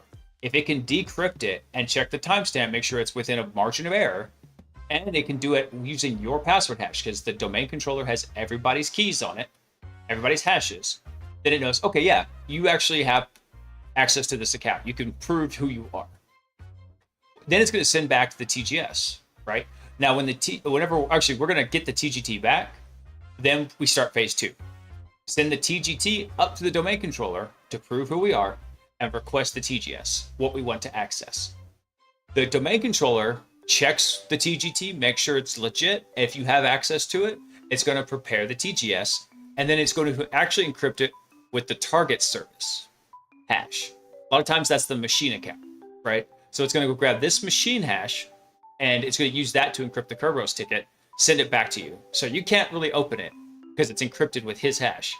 But when you present it, the application server can decrypt it because it uses his hash. And it says, okay, yeah, you are who you say you are. You can connect over. But here's the kicker. What is this encrypted with right here? This part right here is encrypted using a very specific account on the domain controller. It's called the KRB TGT account, right? So if we can grab a copy of that hash, we can write our own TGTs, and then we can get our own TGSs back. So basically what we do then is we would just get the TGS, or we'd write our own TGT, send it up to the domain controller, let it give us the TGS, then we connect back to it. So that's what we're going to do now. So we're actually going to DC sync down that system. So to do that, we're actually going to need, I believe it's Nina. Yeah, Nina is our domain administrator. So if we DC sync dev.cyberbotic.io, actually, let's look at the help for DC sync real quick. It's probably using Mimikatz to do this. So we tell it, give it the domain, we give it the user we want to download. Awesome. Yeah, and this is using the Mimikatz equipment to do that. So let's try that. So DC sync, that's domain controller sync. It's using the same protocol that all the domain controllers use to sync up their password hashes, right? So let's do dev.cyberbotic.io, and we want to get the dev/KRB TGT account. So if we get this, we can forge our own TGTs. We can impersonate anybody we want to. And we should be able to do this because Nina is a domain administrator. By default, there's only 3 groups of users that have access to DC sync permissions. Domain controllers, so computer accounts in the domain controller group, enterprise admins, and domain admins. And Nina is a domain admin, so we can grab that. Now, this is going to be different than the Cyberbotic domain. This is just for the dev domain down here. There we go.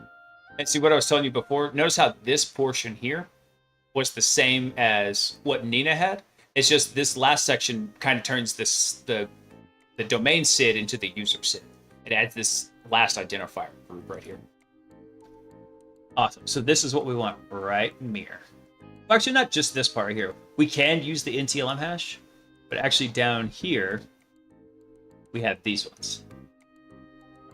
So we have the AES 256, 128, and I don't know if anybody actually uses the DES. That's pretty freaking old. But this is definitely what we want. So let's start a new notes section here. Wait, hold on. Did we finish notating everything in here? I don't think we did. I think I'm getting ahead of myself. Yeah, I'm just going to leave it there because I know once I do this, you can steal the token and get access. So let's make a new one here. Let's call this Golden Tickets.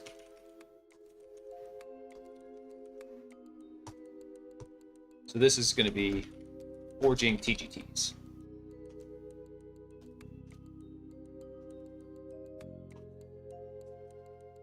There we go. So we're going to be forging TGTs for this. So let's grab the DC sync command. So actually, let's do something real quick. Let's do a get UID just for good note taking. And then we're going to do the DC sync and we'll grab the output.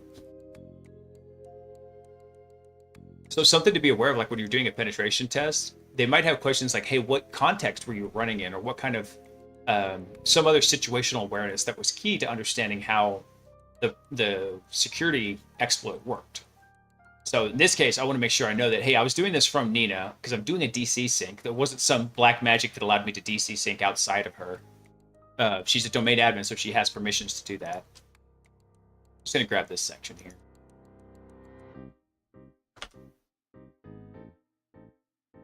And then we can actually just take out this part. We'll leave it in for now.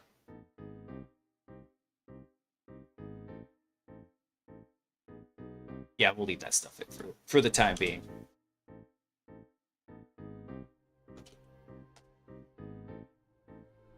The dude playing a dude disguised as another dude. I love Tropic Thunder. I need to go watch that again because it's so cringy. I miss stuff. Like the cringe hits me at like over 9,000. I'm just like, oh, and then I miss things in the movie. So every time I watch it, I catch something new. Oh, Handles is back too.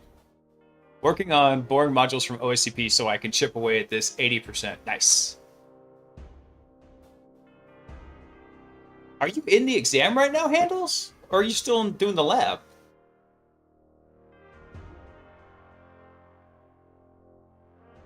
Yeah, lab. Okay.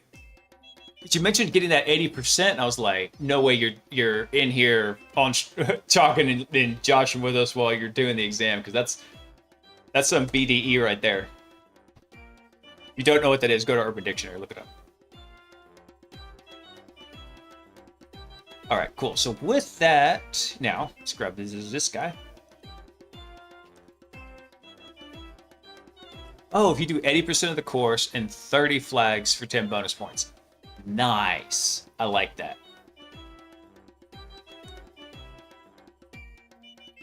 All right, so Rubius has its own special command for this. So it is golden. And what we're going to tell it is we're going to give it the AES 256.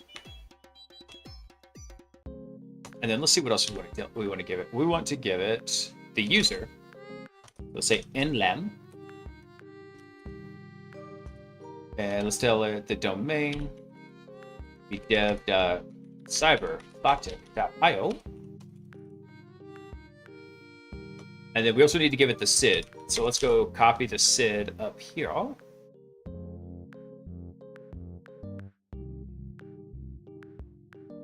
Grab a copy of this. Bam. That's the domain SID. That's what we're using here. And then last thing is just tell it no wrap.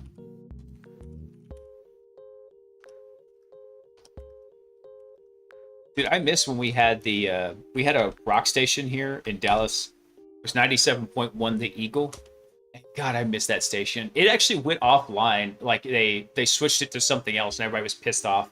Then about a year later, they switched it back to Hard Rock, and they changed it back to the Eagle. And now it's some stupid, like, I don't know, sports ball talk show.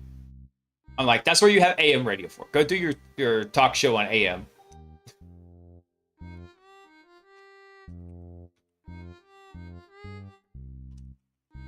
Actually, let's go do this from Bee Farmer. Does that make sense? Yeah, we'll go do this from Bee Farmer's low priv. Let's go and rev to self. And then what we can do now is we can use that same command here. Take all that, because I'm so tired of typing that path in there. All right, cool. So that should work. So what this should do is it will build us a TGT and give us a TGT back.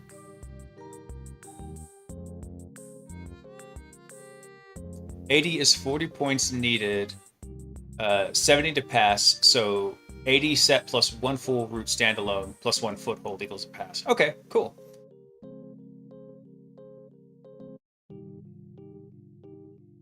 Nice. Hey, there we go.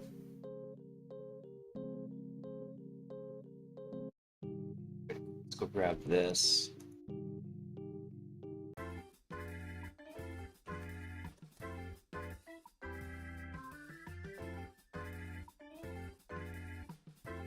That's interesting because it forced the ticket, but I wonder. Ah, there we go. So look at this. It tells us, it gives us a user ID of 500 and a groups of this one right here. And I forget which one this is. It's probably like domain administrator, enterprise admin. Oops. Let's do that. AD 520.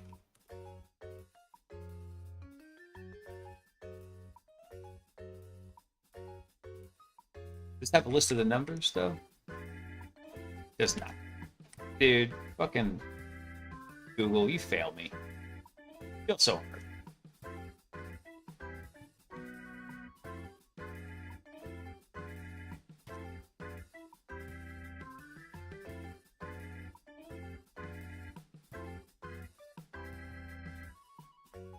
Okay, so what's the group here, though?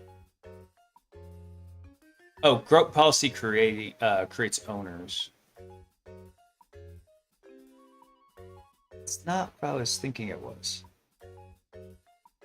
Oh, that's the users group. That's what it is. So 520 is just a users group. What else did we have in here?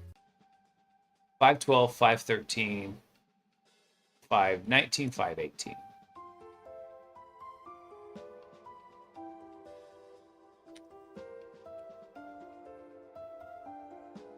Oh, no, that's group policy creator owners. That's a specific group. Okay. So what about 512? 512 is domain admins. And I think we had 513 domain users, 519 enterprise admins. Yeah, that's what I expected.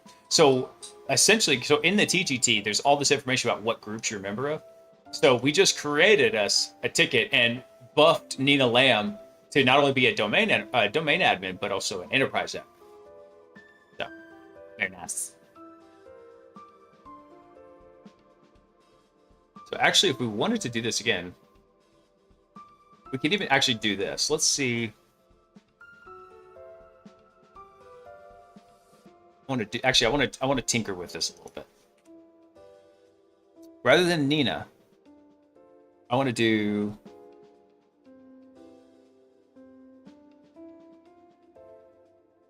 I'm trying to think.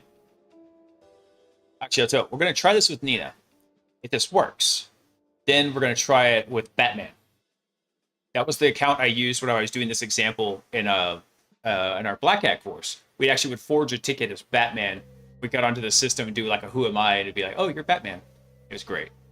So we're going to try this with Nina real quick.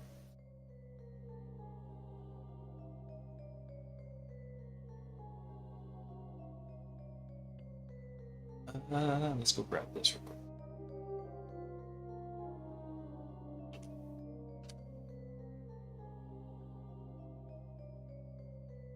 And then let's see here. Let's find our create net only command. Here we go.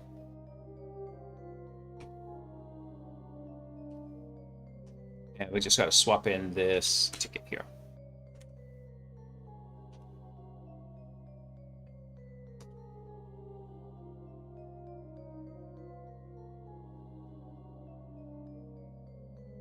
Awesome.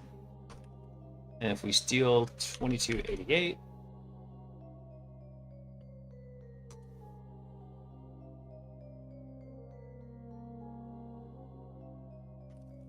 do a run K list real quick.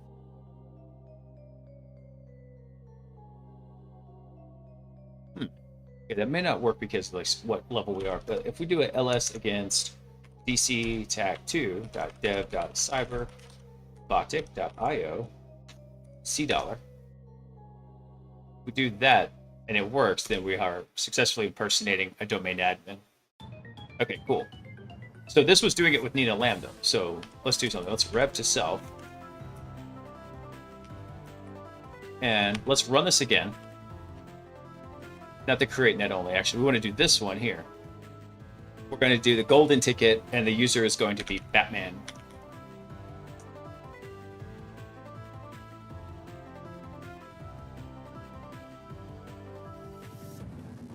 So then we'll copy out that ticket. We're going to go drop it into a new sacrificial process.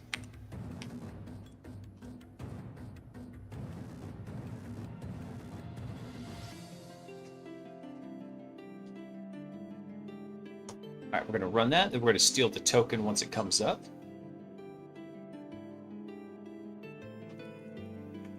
Steal token 652.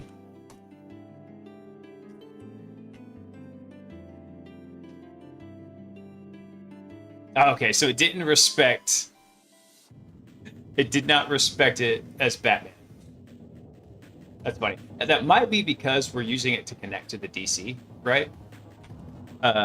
Let's try. Let's. What if we try like workstation 1? Right, we're on workstation 2 right now.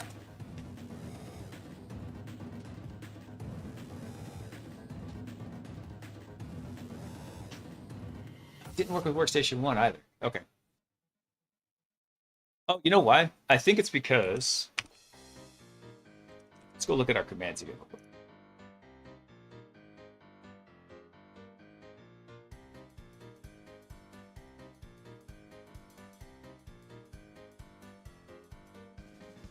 So Nina's user ID is not 500 though. Right, if we look at Nina, her SID was 1106, so that's not what's being flagged.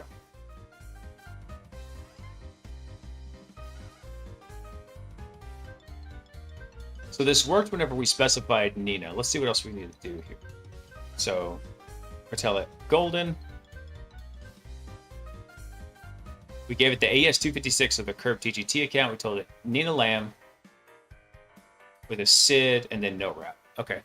Maybe we need to adjust that to an actual user that exists. So maybe Batman doesn't work in this case. Oh, you know why? I think I just realized something here. We want to change this to Batman. I just realized that. Let's take this out. Let's rev to self real quick before we do this. Let's drop this in. This has to match over here. So if we change this to Batman, where we actually create the sacrificial process, and then steal that token, it should work. There we go. So, steal token 4068. And now let's do the LS against the domain controller. Damn it. Put up workstation 1. Alright. It worked with Nina. It worked with a legit user. I know there is a way that you can impersonate fake users. You don't typically want to do it, though, because you start seeing logins happen from users that don't exist. That's a big red flag, right? So, cool. So we were able to get this working as Nina and basically forging a ticket as her.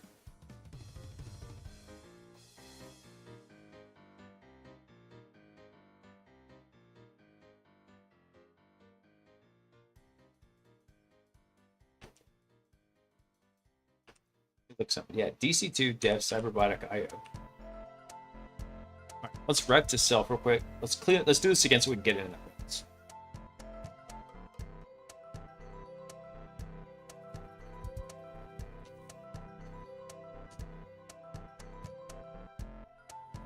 Let's drop this in here. That was our golden ticket generator.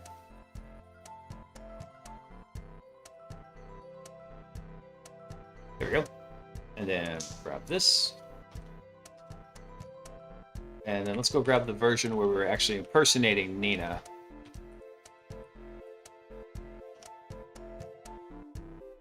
Alright, so we'll change this back from Batman to N Lamb. And we're going to go swap in our new ticket. It should work.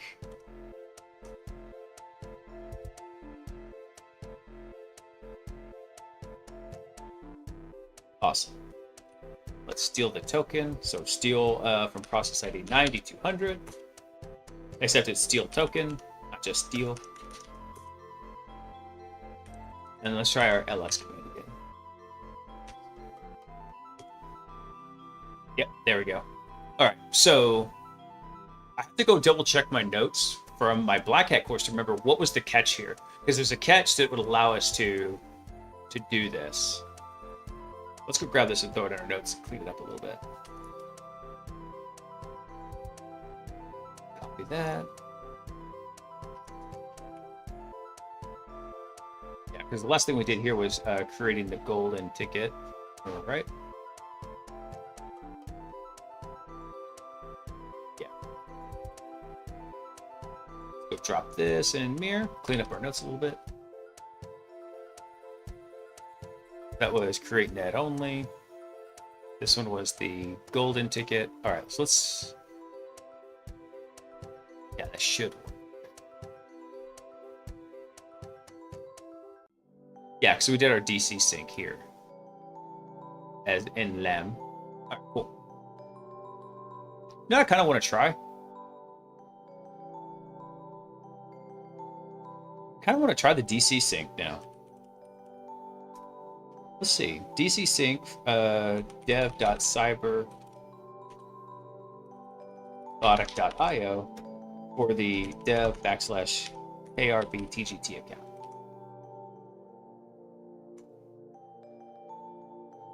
Hey, so after we impersonated Nina, we can do that. If we rev to self, just to kind of drive the point home, we drop those Kerberos impersonations. Oops, we already did that. We try it. We get an error. Nice. So we basically were able to make ourselves a God mode ticket as Nina. Hell yeah. So that was our golden ticket there. So let's look at this. So silver ticket was forging a TGS, right? A golden ticket, this one is making a forged TGT. So this is basically a phase 1 attack. Yeah, so with this one, this is the phase we're bypassing, right? We're bypassing phase 1. And in this case, here's what we're bypassing for phase 2 with the silver ticket. So the golden ticket's a bit more powerful than the silver ticket. Silver ticket can be actually a little bit more stealthy as long as that stuff isn't enabled. There's actually one more variation on this. That's called a diamond ticket. Now this one's actually a little new to me. I probably know it by a different name, but let me check something real quick on it here.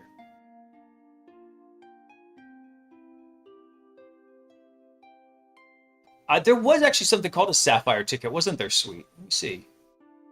80 Kerberos sapphire ticket. Of course, hacker recipes have it. Sapphire tickets are similar to diamond tickets in the way the ticket is not forged, but instead based on a legitimate one obtained after a request. The difference lays in how the pack is modified. Okay.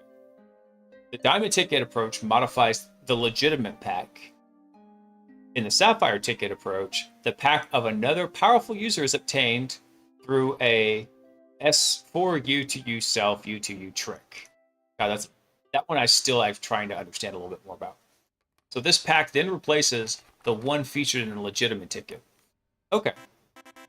The resulting ticket is an assembly of legitimate elements and follows the standard ticket request, which means it's more difficult.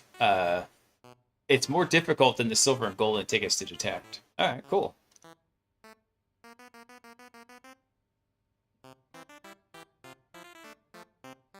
There's no equivalent exists for Windows. What do they do this in Unix? Let's see.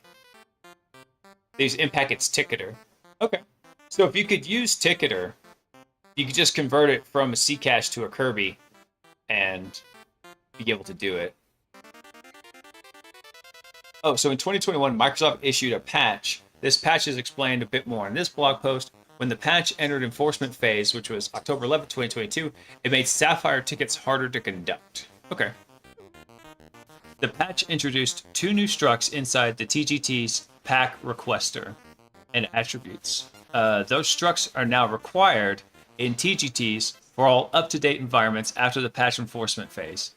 And a KDC error ticket revoked error is raised if the TGT is used without them. Okay, cool. Necessary updates were brought to offensive toolkits like Impacket and Rubius. Okay. Since the Sapphire technique relies on the S4 U to self plus U to U service ticket request to obtain privileges, a privileged user's pack, the pack doesn't feature the new requester and attribute structs. This is probably because the 2 new structs are only included in the TGT's pack and not the service ticket packs. Okay. Interesting. So it looked like that was rather than a structural issue, right? So all the Kerberos stuff we're doing is a structural issue, right? This looks like it was a misconfiguration issue. They weren't validating stuff in the ticket. So you were able to get legit stuff from one ticket, cram it into another ticket, and make something of it.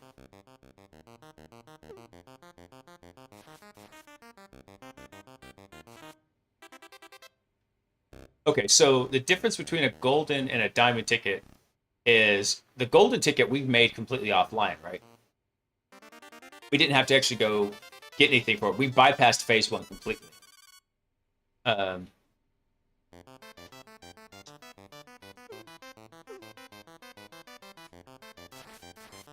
the reason that works is because domain controllers don't track the TGTs they issue. Right?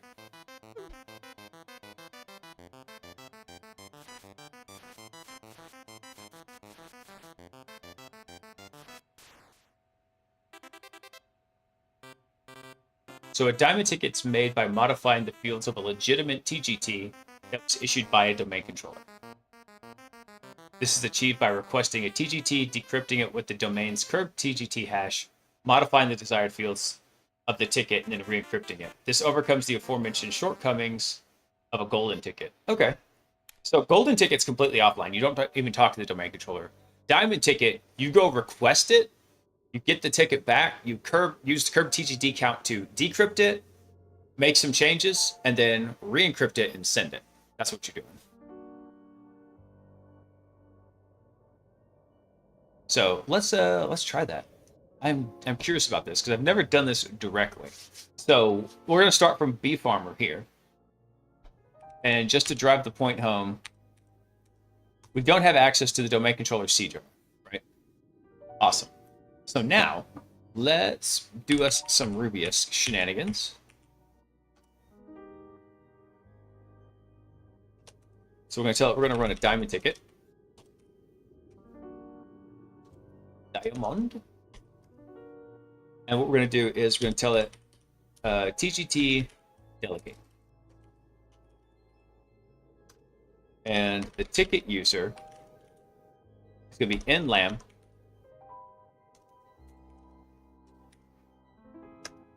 And then the ticket user ID is whatever her user ID is. Let me see what that was. So we're going to request a ticket as Nina. She's 1106. Okay. We're going to request Nina's TGT using her legit authentication. We're going to get it back, and then we're going to upgrade Bob's. I think we're going to upgrade Bob's ticket to use Nina's information. So he's basically effectively going to impersonate all of Nina's access, everything except name. So let's deal at the ticket user ID is 1106.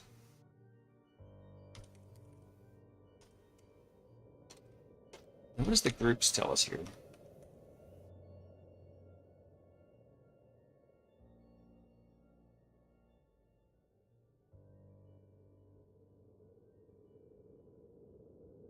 Actually, so let's walk through this again. So the ticket delegate uses the Kerberos to obtain a usable TGT for the current user without needing to know their password. So we've got that. The current user is the name. The ticket user is the username of the person we're going to impersonate. So we're going to actually request a ticket as Bob. We're going to modify it to impersonate Nina. So the ticket user ID is the RID of the user you're impersonating. And the groups is a desired group ID. In this case, 512, which was domain admins. We just looked that up. And then we need the KRB key. So we need the curb TGT key. Let's do KRB key. And let's go grab that from our newts.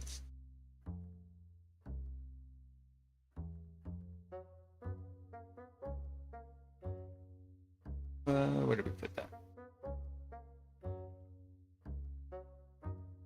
I think it's actually in our Kerberos notes. Let's see. Yeah, it would have been in our DC sync output.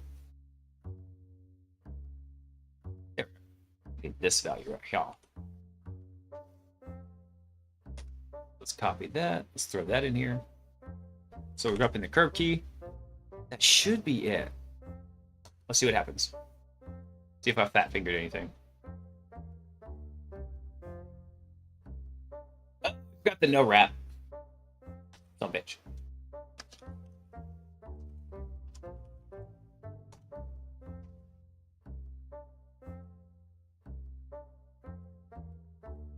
There we go. All right, let's read through the output that it's giving us back. So, no target SPN specified, attempting to build Stiff's DC domain. Okay, so we could tell it which particular SPN we wanted to target.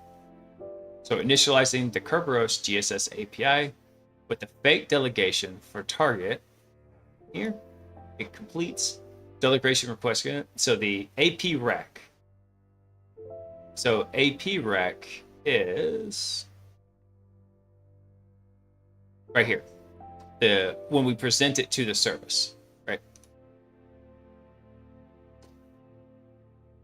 So delegation request found. APREC delegation ticket is now in the API. Found the ASREC. Authenticator type was AS256. Extracted the service session ticket. And then built it. Cool. There we go. So this was the original TGT that we got back from the system. And then here is, it retrieves the pack, modifies it, signs it, and encrypts the modified TGT using the curved TGT hash. So that's when we get this back here.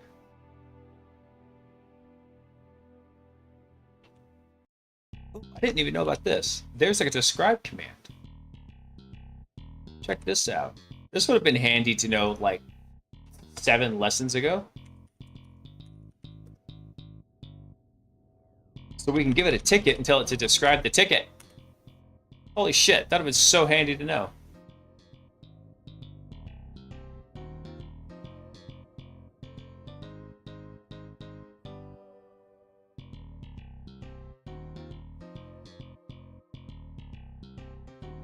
Wait, this says beef farmer. This doesn't say need a lamb.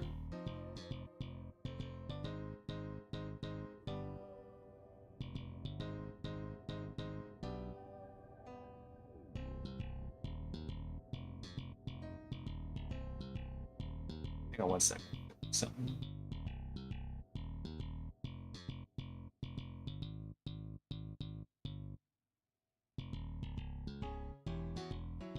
Because that should have shown us.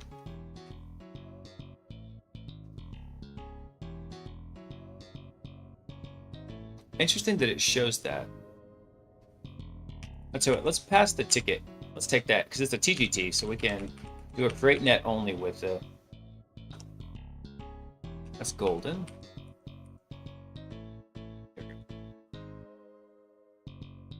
So username. Let's try that. Beef farmer.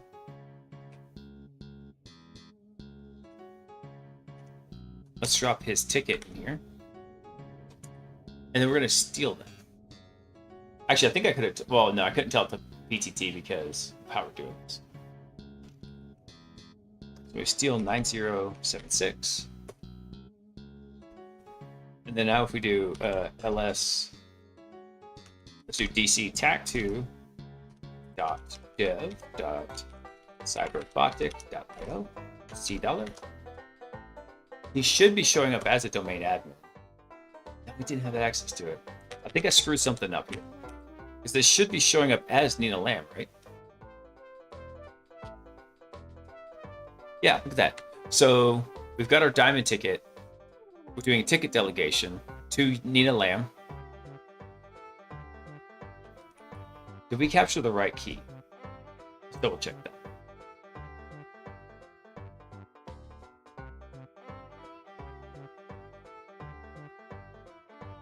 Yeah, this should be it right here. The AS256 key. Let's copy and paste it again just in case I screw it.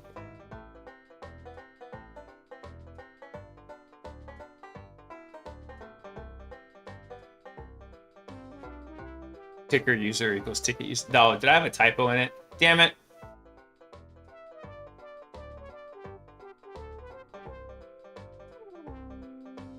I'm surprised Rubius even went through with that then, and it didn't just throw a bitch fit. Usually every time I have a typo, it throws a bitch fit.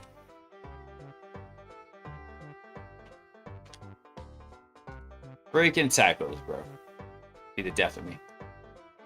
Alright. Wait, what happened? Oh, I need to rep to self. There you go. Because I was still trying to operate in the context of a net-only authentication process. Damn it. Forgot to note wrap again. Thank you, Believe, for calling that out. Typing like an absolute noob.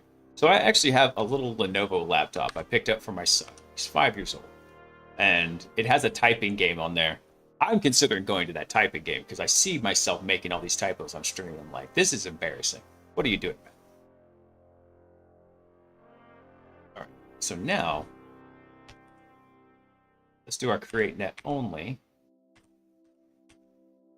Actually, let's describe that real quick. I want to see what happens here. So if we describe ticket, it should show end lamb now.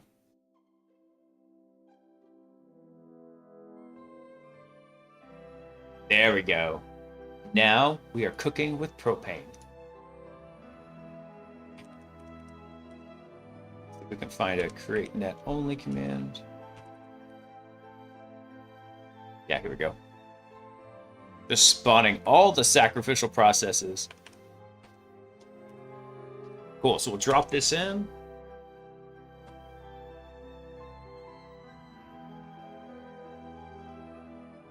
Boom. Okay, so steel token 7660. Yes. And now, can we do our ls command? Huzzah! Thank you, Believe. Yes, dude, I fucking love those new smiley face emojis. They're so good. So, all right, cool. I need to go run to the bathroom real quick, and the ads are about to run anyway, so we'll let those run, and then we're gonna do the last thing. What's this? Forging certificates. Nice. Which actually, that's completely new to me. I've never done forging of certificates. I've done stealing certificates and like impersonating other user accounts to get certificates, but never forging certs. So this will be interesting to see. So we'll be right back. We're gonna hit this up again.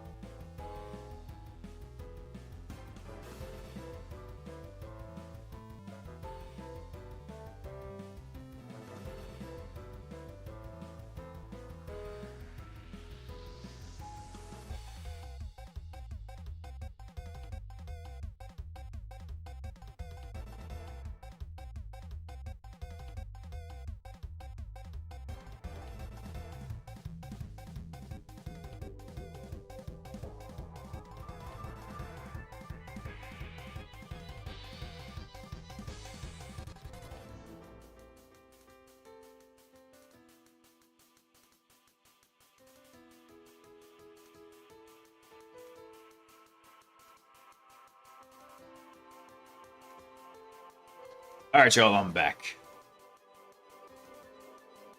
Let's do this. Badass. Actually, let's do something real quick. Let's take our notes. We actually have any notes here for this, or is it time and tickets? No, we don't. Okay. Go ahead and make some notes here.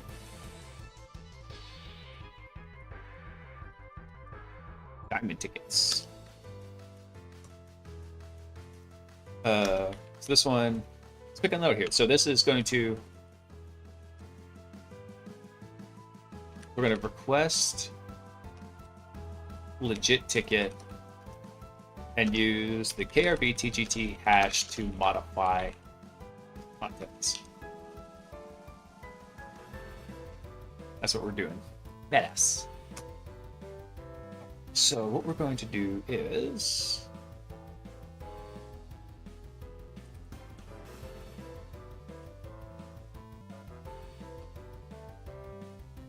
ticket user. So that's all right. I'm going to run this again just to get fresh output.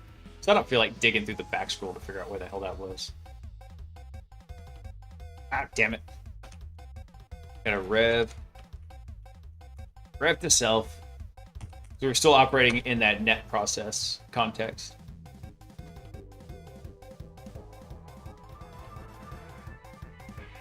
There we go. Let's grab that.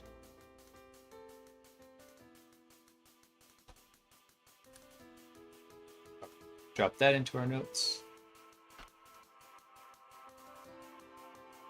And I'm just going to put a little note here to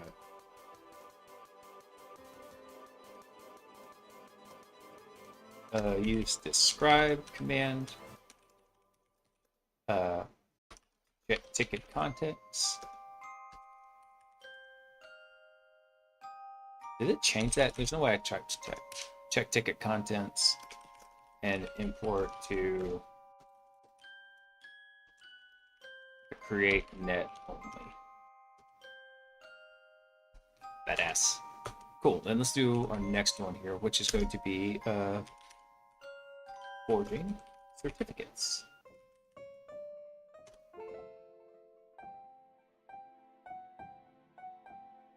Awesome.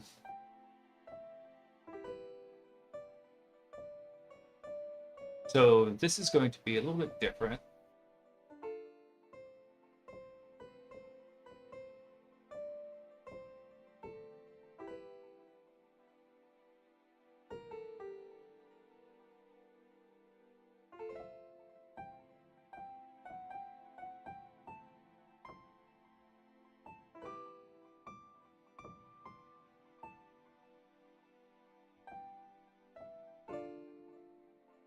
So if we can get access in the ADCS environment. In the ADCS environment, there is, if we can get access to the CA, right, to the certificate authority, we can steal the certificate's private key. We steal the certificate's private key, then we can, just like we did with Curb TGT, forge whatever tickets we want to. That's where we're going to go with this. Okay. Makes sense. I've just never done this before. This will be a learning experience.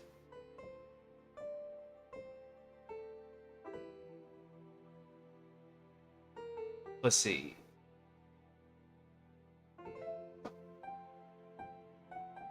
Yeah, so we're going to try. So our goal here is to get the CA's private key. We can sign a forged certificate, which is kind of like creating our own TGT. And what's great about this method actually is the validity period can be anywhere from 5 years to as high as 10 years. So think about that. TGTs, I believe, are good by 12 hours for default. All right, let's see how we're going to do this.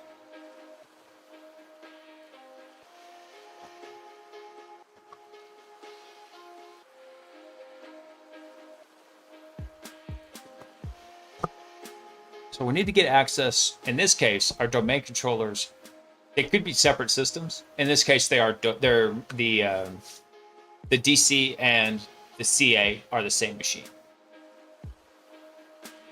Every time I've seen ADCS out in the wild, they were separate machines, which is actually kind of cool because if we could get access to, it might be easier to get access to the certificate authority than the domain controller itself. So, let's do something. Let's see if we have a. Let's come to this one. Let's rev to self real quick.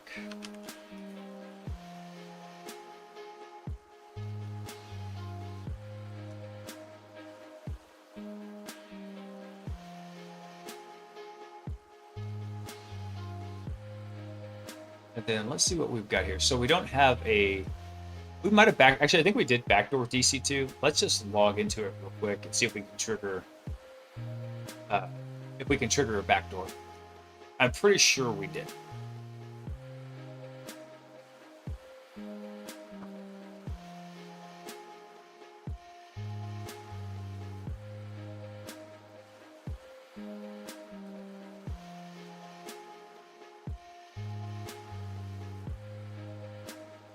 Let's check Cobalt Strike. Did we get any new check-ins?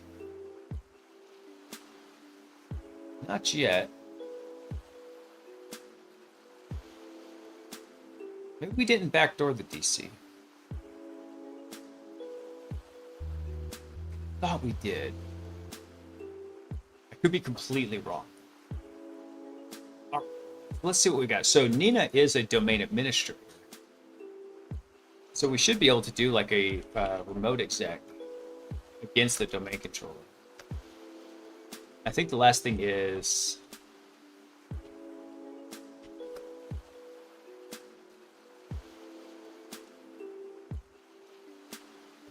this syntax here.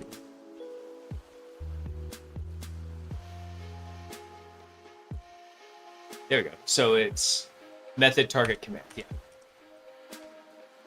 Method target command. Just gonna run who am I? I want us to see if we get information back from it.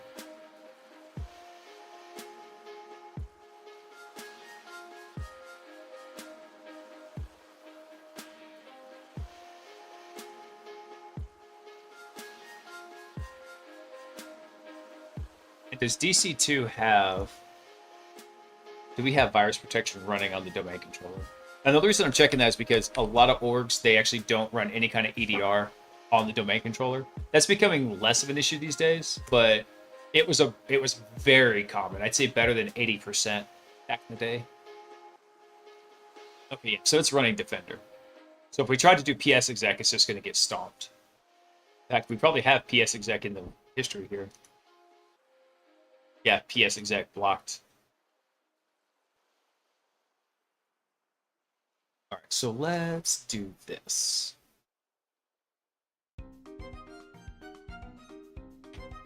Let's go grab a PowerShell command. We want it to run. So we'll do a remote exec on DC2.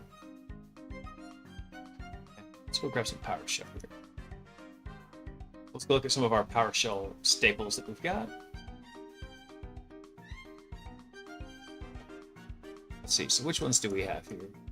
We could go ahead and get a DNS shell on it and then be able to do some other stuff with it. Yeah, let's do that. So let's grab this. We want to run this right here.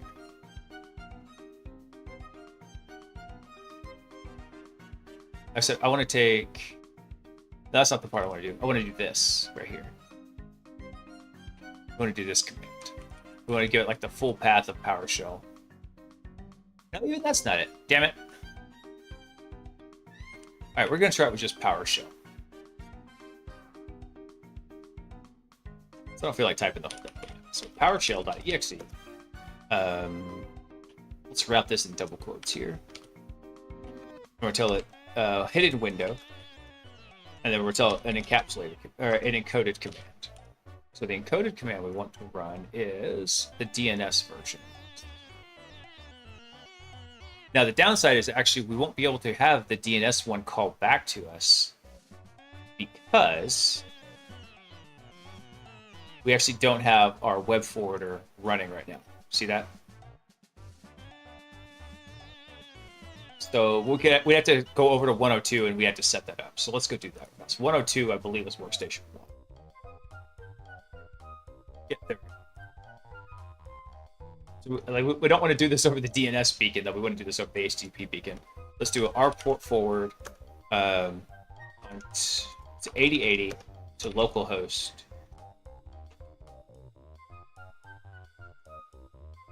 Oh, it's just not going to come up. So localhost 80. So we're going to start listening on 8080 on 102 and forward it to our team servers, port 80, which is our web server serving up all of our payloads. Cool. So we've got that. Let's take this now. Now we can use this version right here. Because this one is connecting across there. And this is going to give us an SMB beacon, which would be just fine. That would be dandy.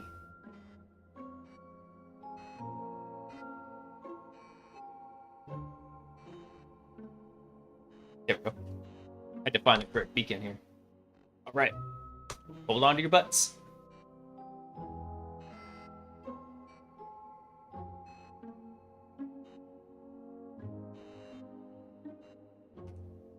Oh, what if I need to take out the quotes here? Damn it.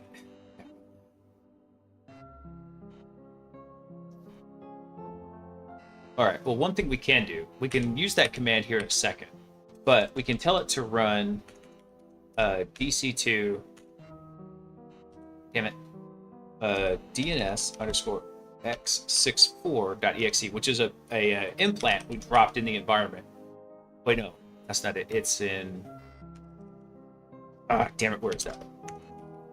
dc2 software. There it is. Yeah, it's in DC. It's in software. Okay. Actually, you know what I want to do? I want to cd to that directory, and then I want to upload an SMB payload. Let's upload SMB x64 exe. Yeah. Let's drop that in there. There. And now the WMI command we're going to run is run dc2 software smb underscore x64.exe. Sweet. And now, if we tell this to link to DC2,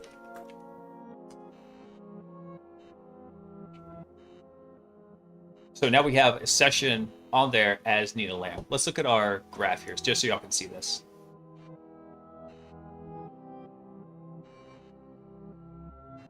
Oh, I didn't actually mean to do that. I want to unlink that.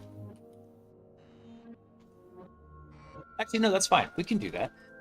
But what happened here was Nina created this process over on the domain controller using remote WMI exec, and then we've connected over to it. That's what we did. Nice. Actually, want to close up all these beacons because it's getting crowded. There we go. Sweet. So now that we're on the domain controller, just to verify, run hostname DC2. Thanks. If we do a get UID, it's going to come back as Nina Lamb on here. Which actually that should be fine. As long as we've got administrative privileges, we should, I think, have enough to run this. So, because what we're going to do is we're going to use the sharp dpappy tool to dump certificates off the machine. So let's do that. Let's do execute assembly. We'll finish the command, then we'll submit it. So tools, do sharp dpappy, and then sharp sharp dpappy again, then release. And the reason we're doing, you might wonder how we do it in release in here, because when you build these projects over in Visual Studio, they actually can build a release or a debug version, and the debug version is fatter. We don't want to use that. It has all the debug symbols in it. We're using the release version, so it's a little bit skinnier. Saves us some bandwidth. All right, so there, and we can tell it certificates from the machine. Yeah. Let's try this.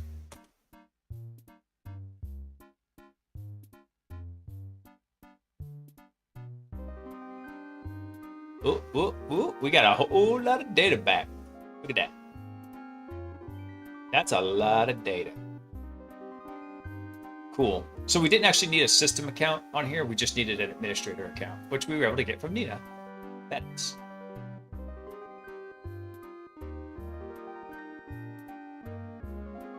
I'm gonna copy all this stuff and filter out a shit ton of it.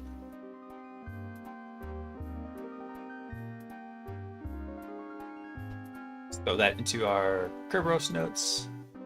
Even though this technically could be over in the ADCS notes. I'm just going to leave it over here for now.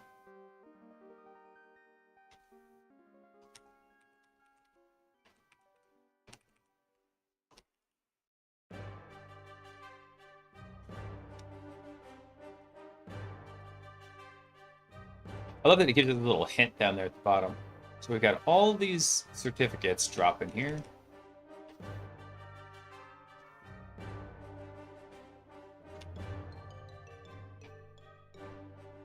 So what this is doing is running through the DPAP encryption and finding all the certificates and dropping them onto our output for us. What does this one say? Bad data. Interesting.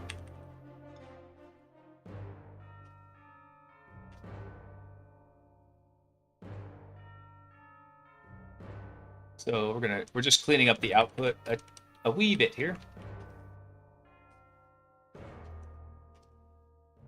Let's see. Another certificate. Oh, look at this. This is the sub-CA certificate. Nice. Very nice.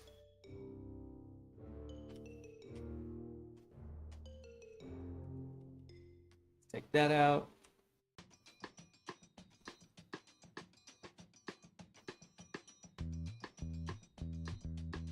So this was just it telling it like, hey, this is where everything is.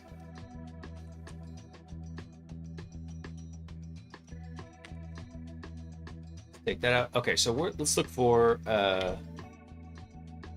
CN equals CA. There we go. Wait, that's the issuer.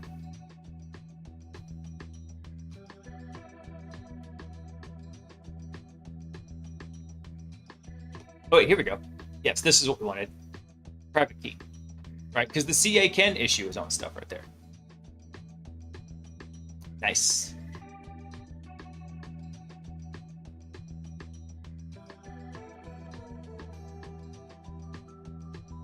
Did I know to just pull the cyberbotic certs, or the cyberbotic certs the only ones there? They're the only ones there for this.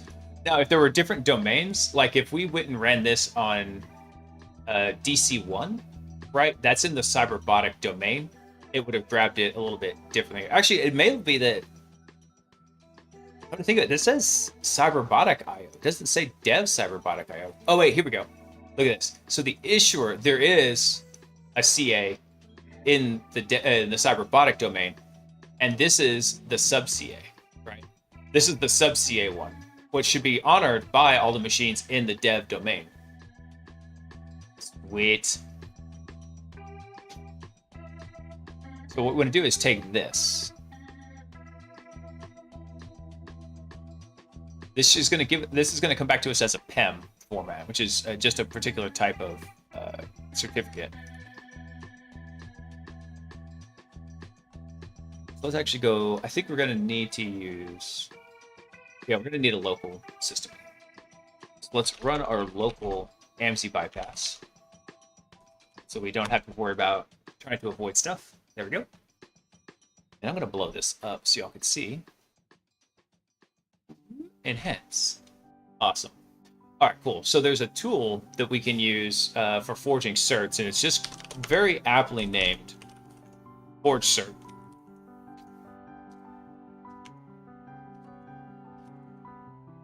So, and for this, what we can do is... Oh, we might need to actually save this private key here.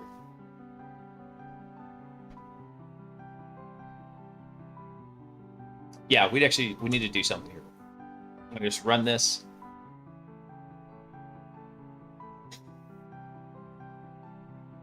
What we want to do is, let's actually open up another window here. Let's open our WSL Ubuntu. So I had actually gotten away from using WSL for a while because it messed up VMware Workstation. But VMware Workstation has kind of become such a turd, and since Broadcom bought them, I don't know what's going to happen. I think it was Broadcom that bought them. And so there's a lot of like weirdness going on with it. I don't even use VMware Workstation anymore, so I might actually go back to using WSL. Yeah. So the one that we got it out of was the dev subdomain for Cyberbotic. I like Workstation, but actually now I run on I use an M2 Mac for work, so I use everything in parallels. But because I'm on Mac, I actually don't need it a lot. When I need to run specialized tools, I usually just do it in Docker. That's a little bit funky too, because a lot of the Docker images are built for x64 instead of ARM64. But those are slowly transitioning also.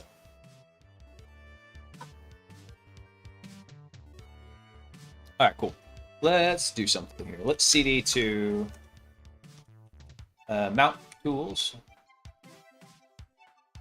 I actually want to go to users, attacker, and then let's go to his desktop. And then what we're going to do is we're going to drop this into a PEM file. So we're going to call this cert.pem. And we're going to insert this. Bam. Save it. And then we're going to use that handy OpenSSL cheat sheet that it gave us to convert this to a PFX. Isn't that handy that it just tells us that? It's so cool. Enter export password. Do I have to give it a password? I don't. Sweet. Dude, I lived at a VMware Workstation for forever and was like a big ESXi user and vSphere. That was at my first IT job working at the college. And so I liked that whole suite, but man, they made it so expensive and such a bitch just to get a hold of stuff sometimes. All right, so now we can actually use our PowerShell command. So for forge cert, we need to tell it the CA cert path, which is going to be in a desktop slash I think it's called a cert.pfx. There we go. Hang on one second. I'll be right back.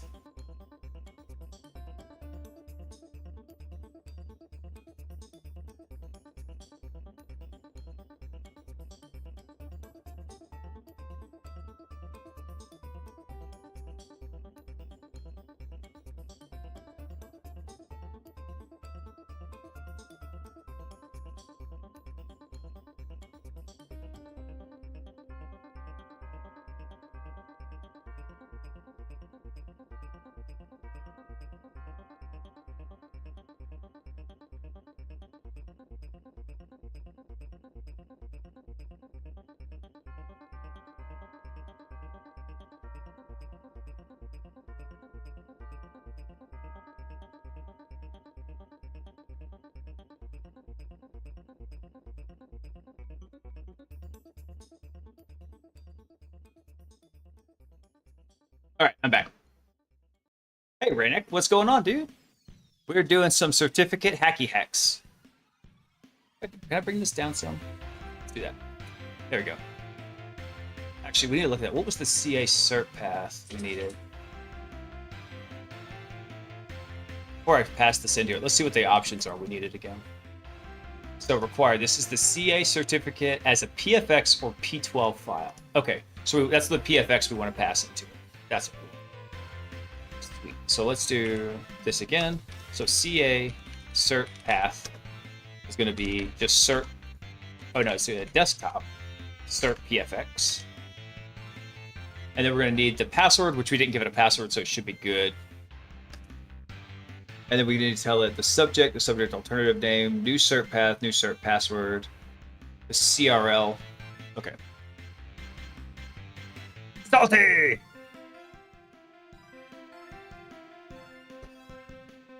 Hey, what happened? The alert didn't trigger. Man, I love that alert.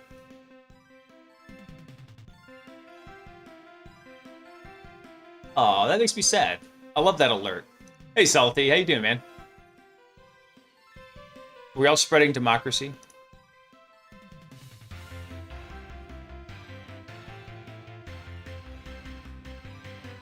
Hey, Deb, how are you doing?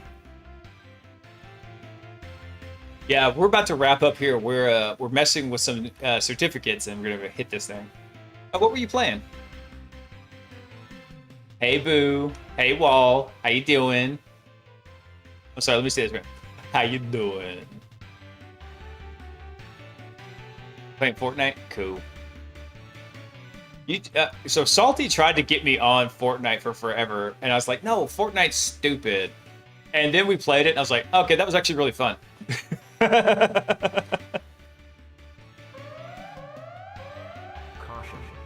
A virus has been detected. That one went off? _smarter virus detected in the network. Hey, Hack Smarter, what's up? Dude, so Salty just read it in. I don't know why it didn't fire for him. JRC 2313 is online. Hack smarter, not harder. Exactly. Hold on. I gotta fend off the virus in the network. I'm gonna send in the Cookie Monster virus.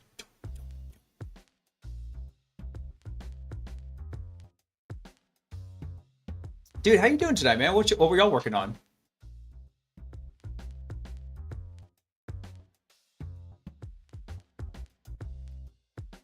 Cookie Monster virus, yes.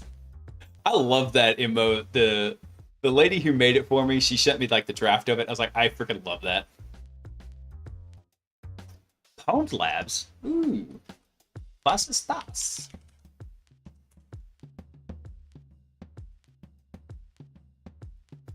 Security training ground. Nice.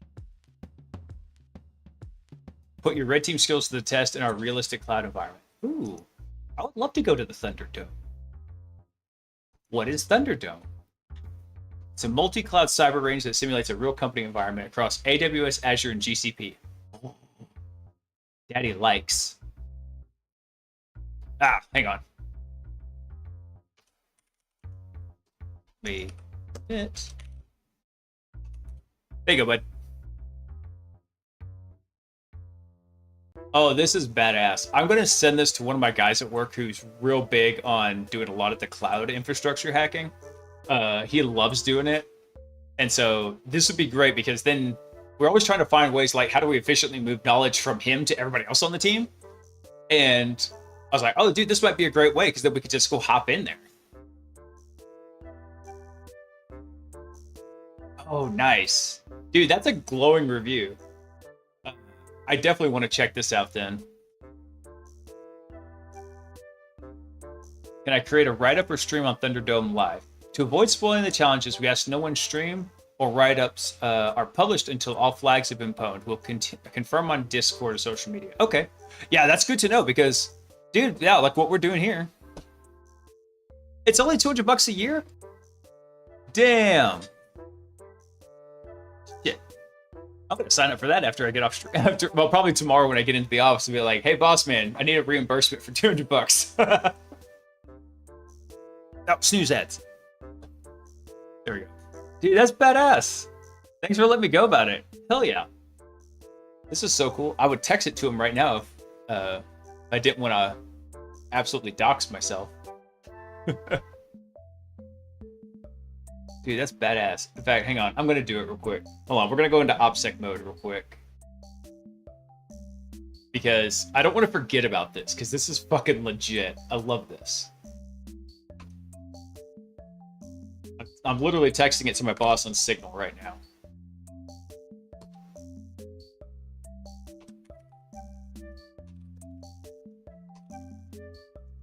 You need this? Looks legit.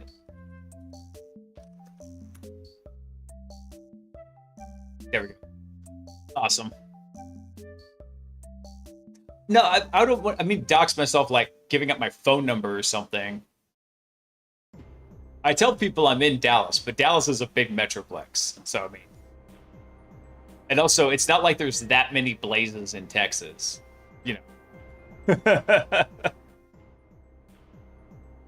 Well, cool, man. Thanks for coming in, dude. Yeah, we're getting ready to wrap up here in a second. We were doing some AD hacks in the RTO lab, 0 point security. You know, Rostamow's his lab, and we stole a bunch of certificates out of a certificate authority, and so now we're forging our own certificates for fun and profit. That's what we're doing tonight.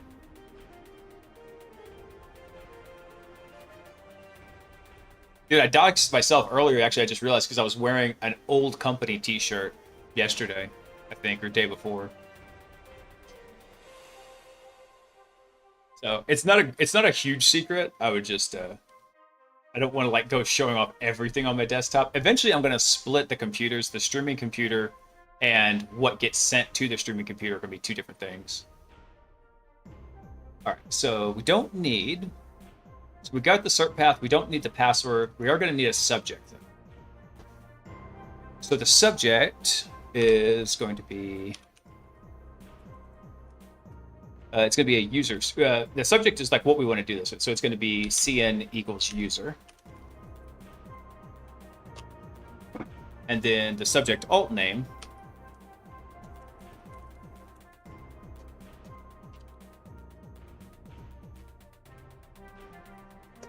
That's going to be Nina, because that's who we're impersonating. We'll do an nlam at cyberbotic.io. Actually, this is going to give us a certificate on Cyberbotic instead of dev Cyberbotic. So we actually might be able to forge this certificate and jump to the parent domain.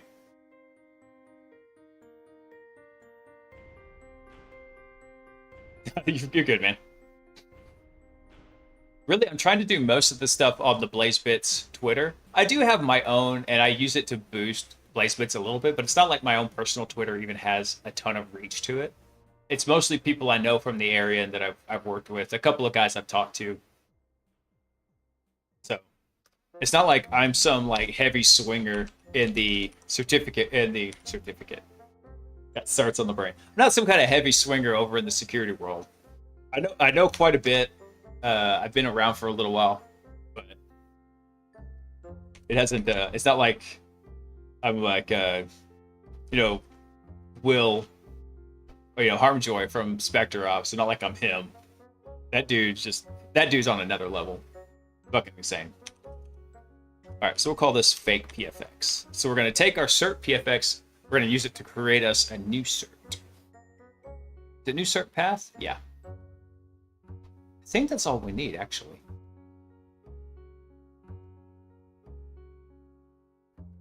So that's the cert password. New cert password is required. I'm going to test it. I want to see if it actually is required. Option CA cert path. Really? You're case sensitive? You are a finicky bitch. Let's do this.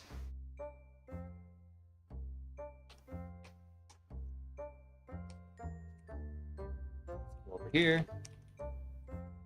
All right, let's just type in the whole thing again. So we're going to do CA cert path. There we go. For all the new folks who came in, my name is obviously Blaze. I've been a pen tester for 6 years. I want to move more into red teaming. So what we're doing is we're doing everything from the perspective of going over a C2. I've been in IT for 14 years and just enjoy the crap out of doing all this stuff. Yes, definitely hack smarter. I try to make sure this is like a great learning stream. So if you have questions, feel free to drop them in chat. I like answering them. I like teaching. I taught at Black Hat for 4 years. This would be the first year recently that I didn't teach at Black Hat. And so it's been a lot of fun. User Velmatic_24 is online. Vel and Default Sec, thank y'all for coming online. Appreciate it. User DefaultSec is online. Welcome, welcome. Dude, we do this pretty much every night from 8 to 11 on Central Time. Tuesdays and Thursdays, we actually do a teaching stream with my buddy Salty Demon 86, my Marine Corps brother from another mother, who I absolutely love, and he wanted to start learning about cybersecurity. So we're playing a game called Grey Hack. And if you want to check it out, you can check it out here. It is basically a hacking MMO. It does have a single player, and that's what we're using because our goal wasn't to go get into hot and heavy hacking PvP action. but it was to like get Salty some education and some foundation. He's doing really good with it. I suspect soon we're actually going to kick off over to maybe try Hack Me or Hack the Box. I have a contact at Hack the Box now. Really cool guy.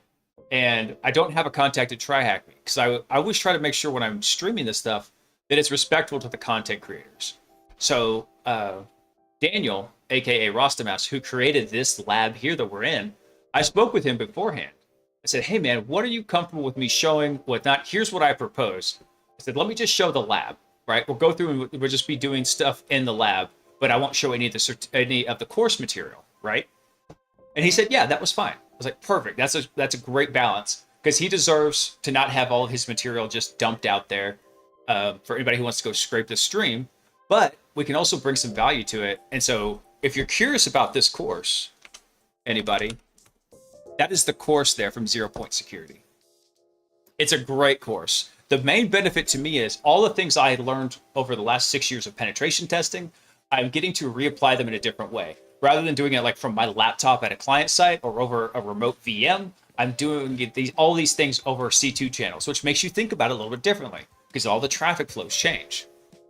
Handles. Making an announcement. You are back. What's up, dude? Hey, dude, Hack Smarter just rated while you were gone, man.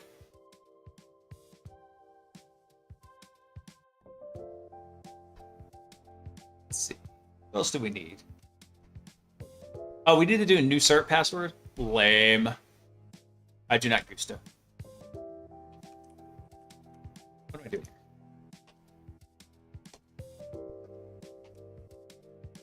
There we go. All right, so we need to do a new cert password. And the password is going to be kitty farts. There we go. So everybody who wants to see the command we're running here. So we're giving it the CA certificate that we stole from the certificate authority. We're making a user certificate for Nina Lamb. And then this is going to be the output with this password to protect it.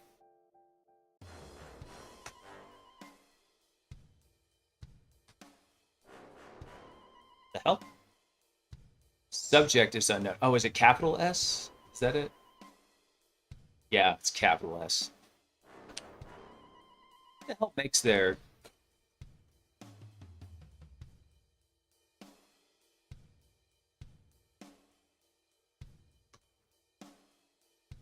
Option N is unknown? What do you mean option N is unknown? Oh, because it's going to be tac-tac. Here we go.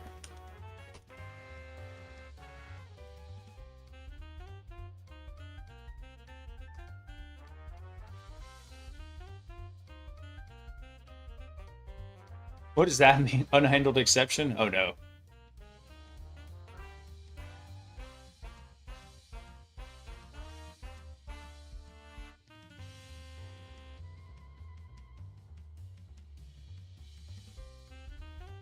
I wonder what that means. Like, did it just die or?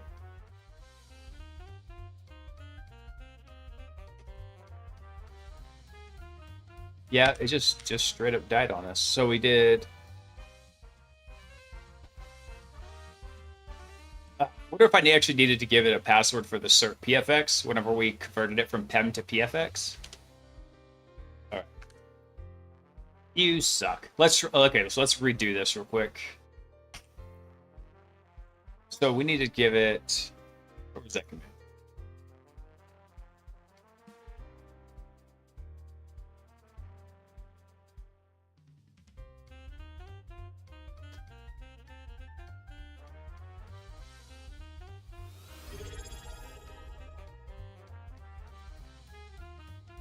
Hey, not Kristen. Thanks for the subscription. And I'm still working on like a lot of the alerts. I've had tons of ideas for this.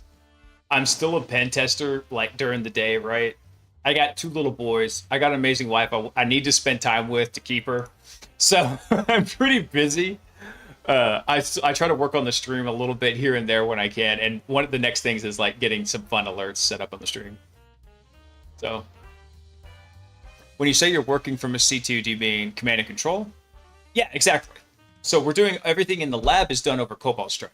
That's actually one of the best selling points of the RTO lab is that you can get in there and you can use Cobalt Strike for it's like $180 to $190 for 2 months of lab time, and it's like 150 hours. So you get 150 hours to use in 2 months. It's not bad. It comes out to like 2.5 hours a day. So you miss a day, you do a longer day, should kind of average out to that. But a Cobalt Strike license could be like 3 or 4 grand. I forget exactly how much it is. So it used to be 3 grand, but everything costs more these days. So I don't know what, but basically, if you assume it was 3 grand, you know, you're talking like 180 goes into 3 grand a lot. You can get a lot of lab time with the things that you can test on Cobalt Strike. The only downside to the lab, it has a couple downsides actually, is the lab is 100% isolated, so you can't bring in like your own tools very easily. You can copy and paste in and out of the machines, so you could base 64 some stuff and do a few little tricks that way, but that's a lot of copying and pasting. So it's a little bit of a give or take there, but I understand having the lab completely isolated, no files in or out whatsoever. It's really cool though. I like it.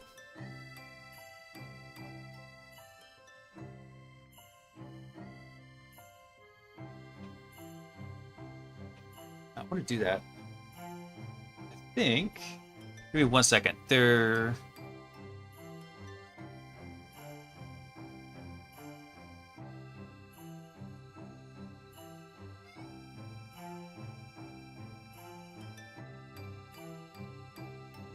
I'm just trying to correlate something real quick here.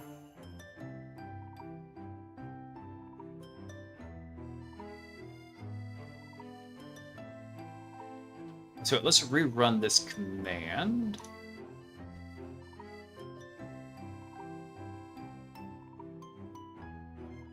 So we're going to take in the PEM file, which came back from Sharp Deepappy.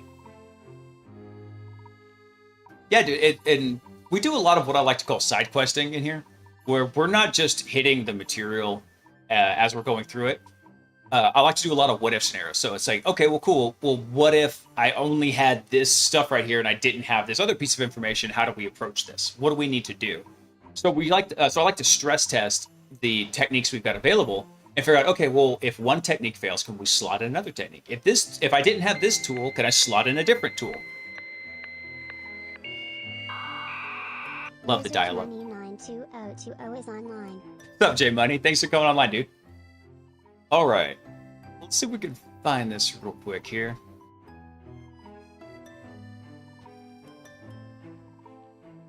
So I don't see... Oh, wait. I remember now. It's going to prompt us for the password. So I'm going to just put in our good old common stand-in password of kitty farts. Bam. And then... Oh, wait, hold on. We need to go back here. So now that we've got this is probably why this is flipping out. Let's see. Command line parser extension with parser results. Yeah, read CA key. That's where this is spazzing out because we didn't have a CA key because we didn't use one in the beginning. So we'll do the new cert is that, and then we got to give it the CA cert password. Kitty farts as well. Hey, now we're cooking with propane. Very nice. I cook with propane and propane accessories.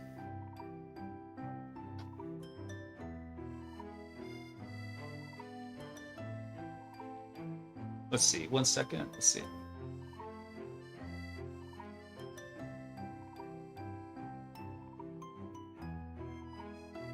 So we would need to use... Gosh, I'm trying to remember how we would do this. So... Can Rubius use a PFX?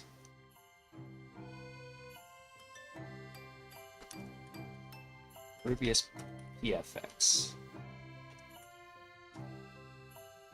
Pass the certificate. Let's see. So yeah, we converted the PEM to... Killing me. To a PFX. And then certify uses dir encryption. All right. Well then.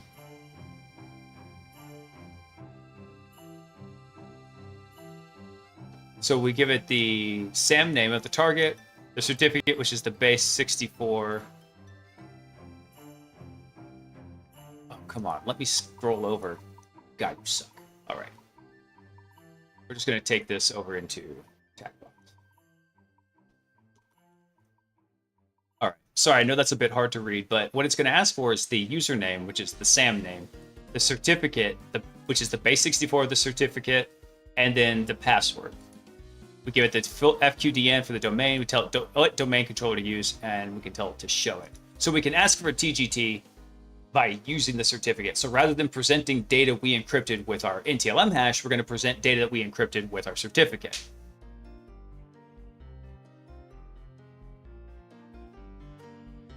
Bomber. So we used Forge Cert to create because what we had was the CA certificate, right? The CA certificate is used for signing sub certificates. It doesn't actually make anything itself.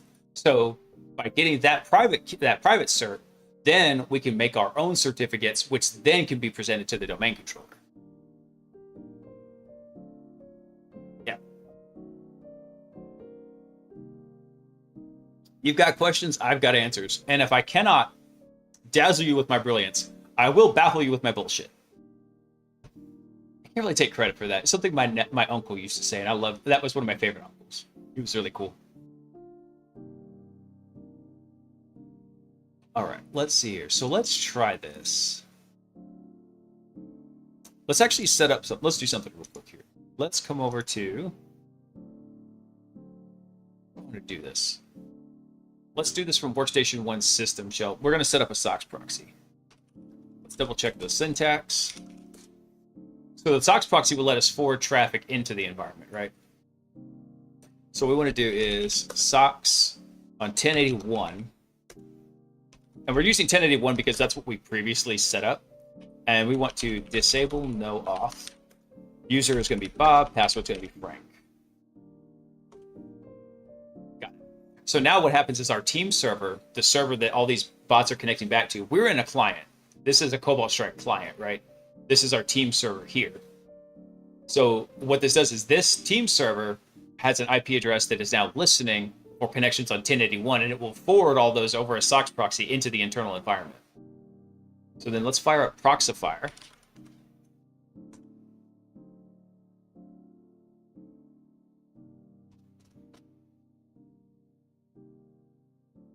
I just started learning about certificates and they confused me. Yeah. Certificates can get crazy once you get into them. The main thing to remember is certificates are asymmetric encryption. So they work like this. Come down here. So they're using asymmetric encryption.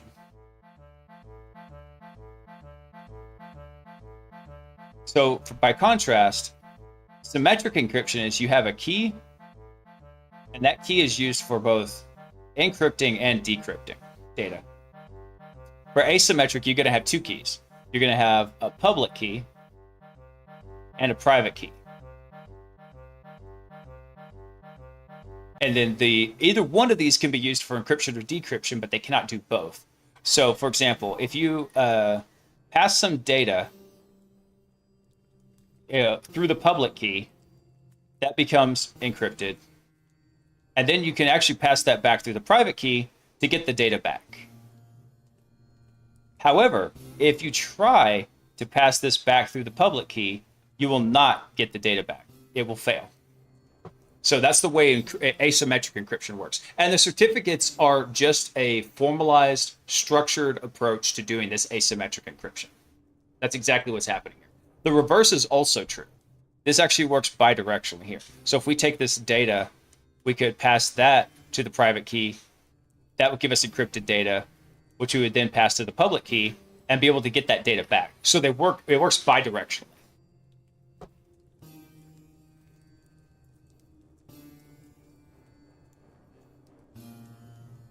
Yeah, exactly. A lot of people screw up encryption, especially around certificates. So I actually had an interview one time with this outfit, and they were solely an application security team. Only reason I interviewed for it because it was paying very well. But because AppSec is not my favorite thing to do. But anyway, I talked about it. They had a freeform section of the interview, and they said, "Hey, you can actually pick from this list of topics what you want to answer questions on." One of them was cryptography. So I have a degree in math. I picked cryptography. And the interviewer goes, "Damn, nobody ever picks cryptography. I'm not going to know how to check your answers."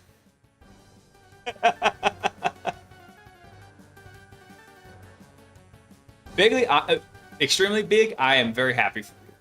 Because, I mean, I do have one good gift that I'm aware of, and that is I can take very complex ideas and distill them into digestible methods.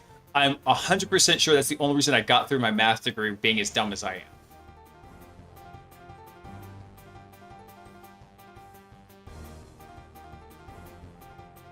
Do you know what asymmetric means, bro? Do you even dictionary, bro? Let's see. I think we can. Let's come over to our attack box here. Let's just do this. Let's do base 64, attack W0. I think I could just pass in a file to it. Let's try cert pfx. Yeah, there we go. So we can just use this base 64 pfx. We could just use that with Rubius. I thought I could also read a file. I don't recall, though. Let's see. Well, we're going to just do this here. Let's go... tools, Rubius. Let's do, bin, release, Rubius, wherefore art thou, Rubius? And so let's bring this up here a bit. There we go. So we're going to tell what user we're going to impersonate. So we're going to impersonate Nina Lamb, and the domain is going to be dev.cyber.io,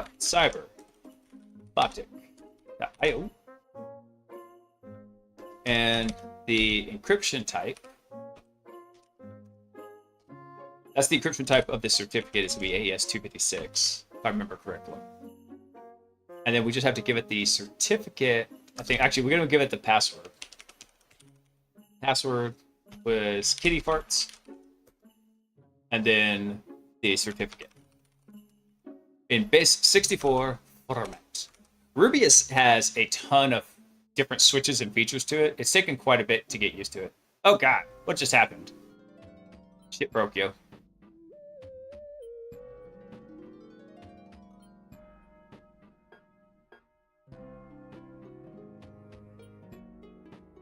Maybe it didn't break? I don't know. That wasn't that much data, though. Hold on. What just happened? There's no way we dropped that much data in there. Because this was like one page. I get that this is a little bit larger. I'm gonna send it. I want to see what just happens. I think that was just a visual bug. Oh, we need to tell it the DC address.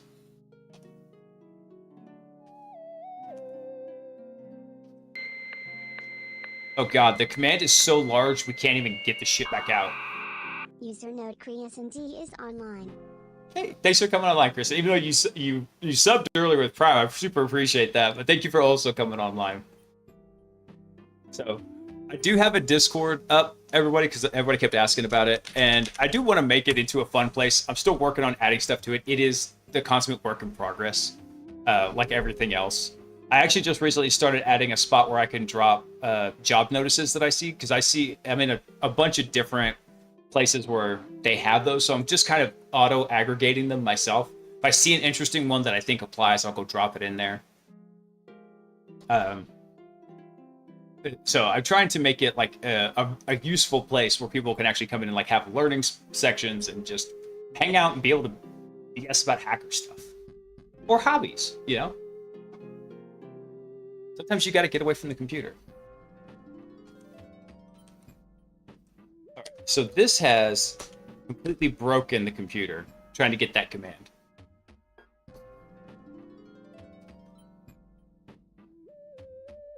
I know there has to be a way to get Rubius.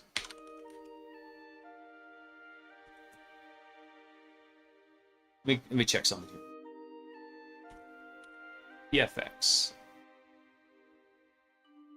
Okay, so you can just supply a path to the PFX. Awesome. So let's go grab this command right here. I'm going to copy that. We're going to stage this up, and then we're going to build it right here. Oh, we already had it.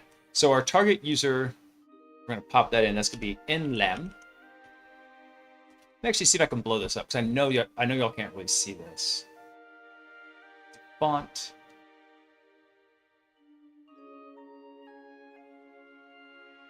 There we go. Now that's a little bit more readable. Oh, it's so white.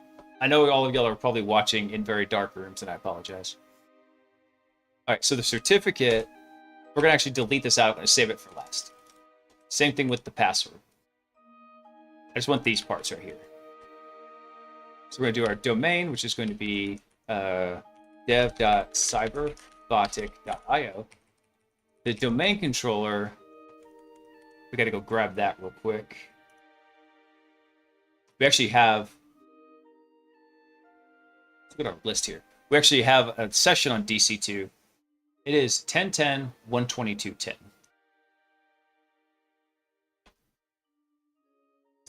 10.10.122.10. I don't know if that needs to be a domain controller. We'll find out. Okay, let's do password. I think that's it.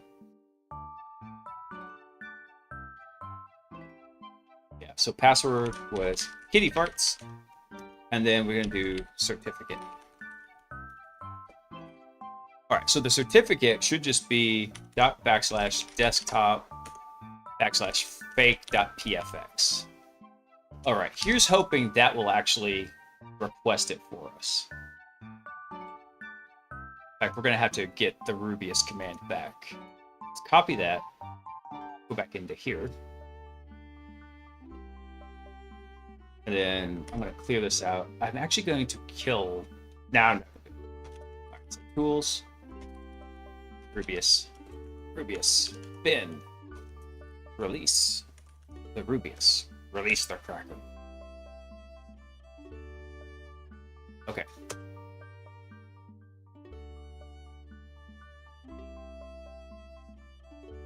ADC error, client name mismatch. Okay, so I've got a typo somewhere.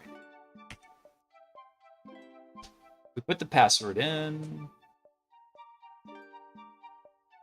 Kerberos KDC. Maybe I need to actually put the domain controller's name instead of the IP address. So let's try dctac2.dev.cyberbotic.io.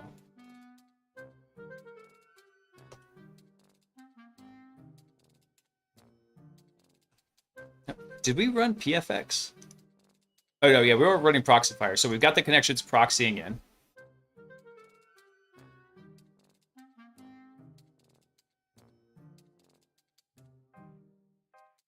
So sweet, that would work if we were doing the diamond one, but we're just doing a forged certificate now. So a lot of the times, so that you were asking about certificates, you can take like the user's password hash and you can substitute it in a lot of these things. And then it will fill in the appropriate fields in the data it's sending to the domain controller. And it will extrapolate, okay, here's the hash I need to use to compare this to see if it's legit, right? Well, the same thing applies for certificates. If you have a certificate going in there, then you can make that work as well.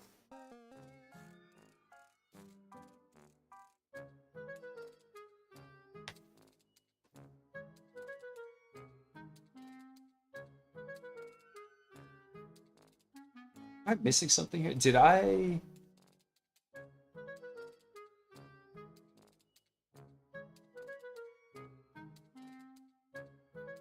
Client name mismatch. What does that mean?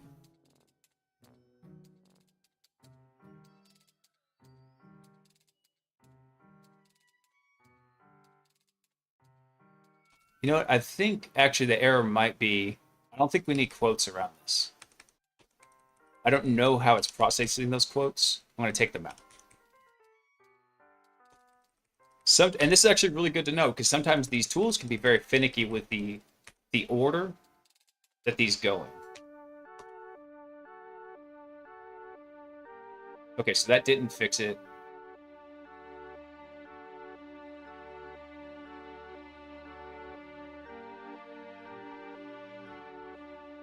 Where did we specify the subject alternative name? Hold on 1 second. Let me check something. That's what we did. Forge server.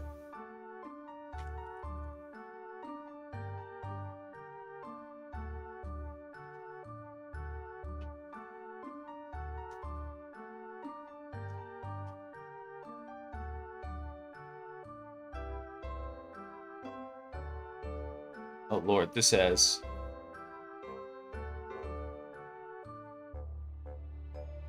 Yeah, I see the issue, chat. I'm a flippin' genius. I'm a genius. You know why? Because I requested it for Lamab.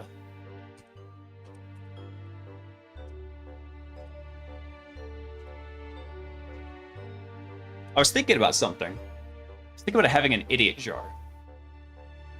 Basically, every time I do something stupid like that, like a little bit of like debt comes up to it, and then we have to go send that debt eventually to like a charity or something. Yeah, I figure the only way to incentivize myself to be more precise is to penalize myself monetarily, probably. All right, so let's go try this shit again. And in fact, what we're going to do is we're going to kill this PowerShell session. We're going to make a new one. So hopefully we can get out of whatever prompt hell we were stuck in there. Okay, so we're going to take cert pfx.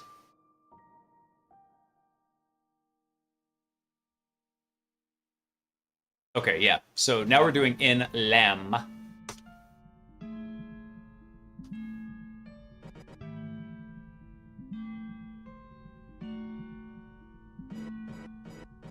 Oh, I think that might have been an issue there. No, that should have worked.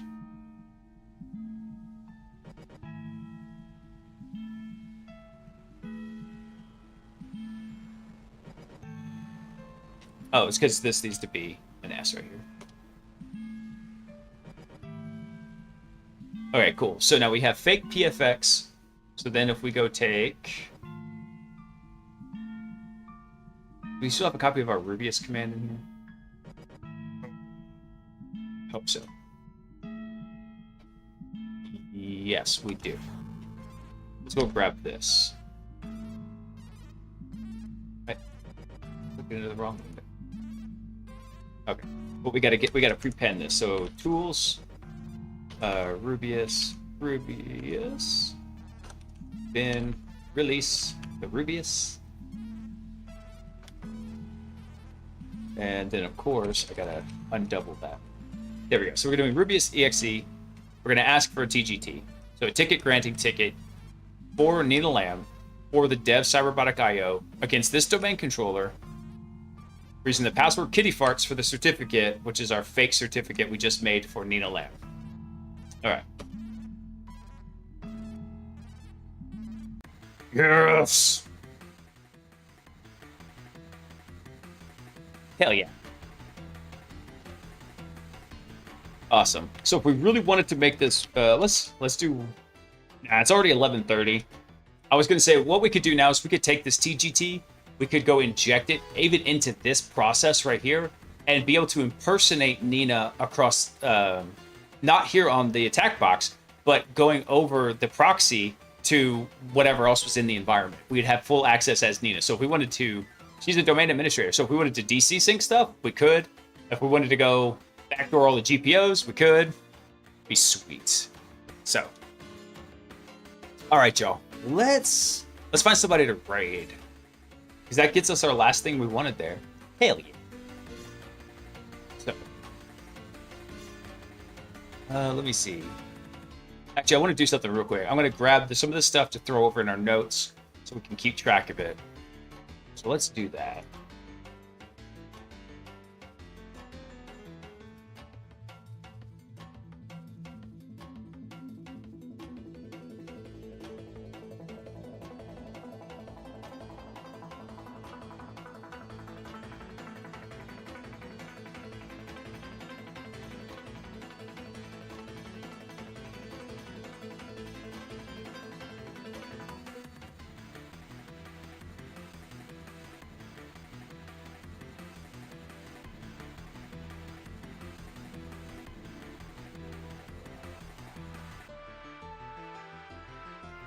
I'm going to tell this to write.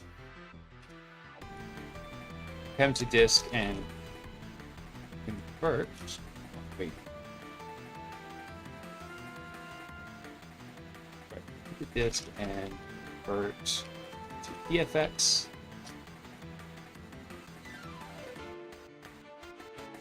And then we're going to create fake user set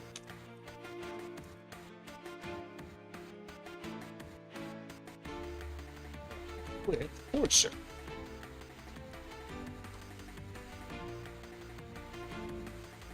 Oh god, I can't type. Forward cert.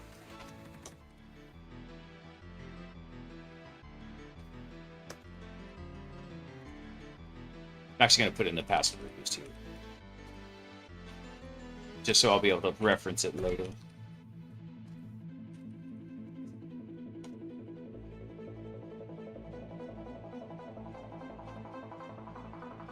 Bring this down. Let's come right here, and then let's go grab the command we used for forward cert.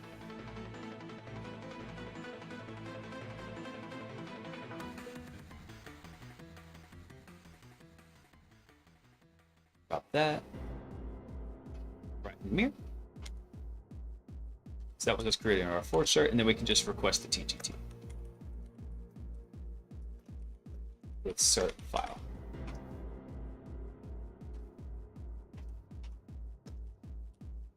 Or base 64. All right, sweet. We go grab this last little bit mirror from Rubius. Let's copy that.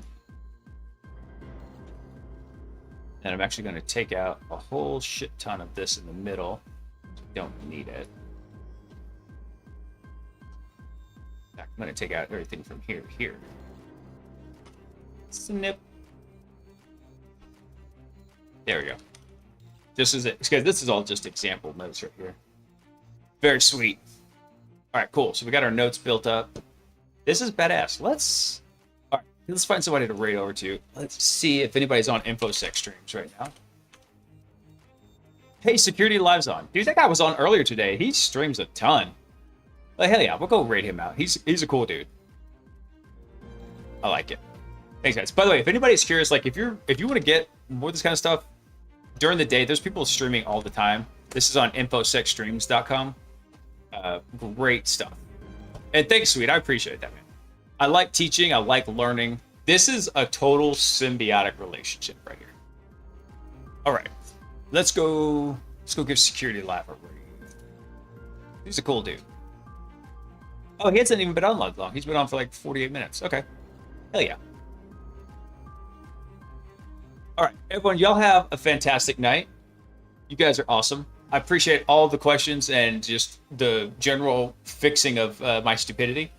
So we're going to go back to tomorrow night. It's Greyhack with Salty Demon 86. We're going to have a great time with that, learning how to, teaching him how to become, a high-tech lowlife like us. So y'all have a wonderful night, and I will catch y'all tomorrow. Peace.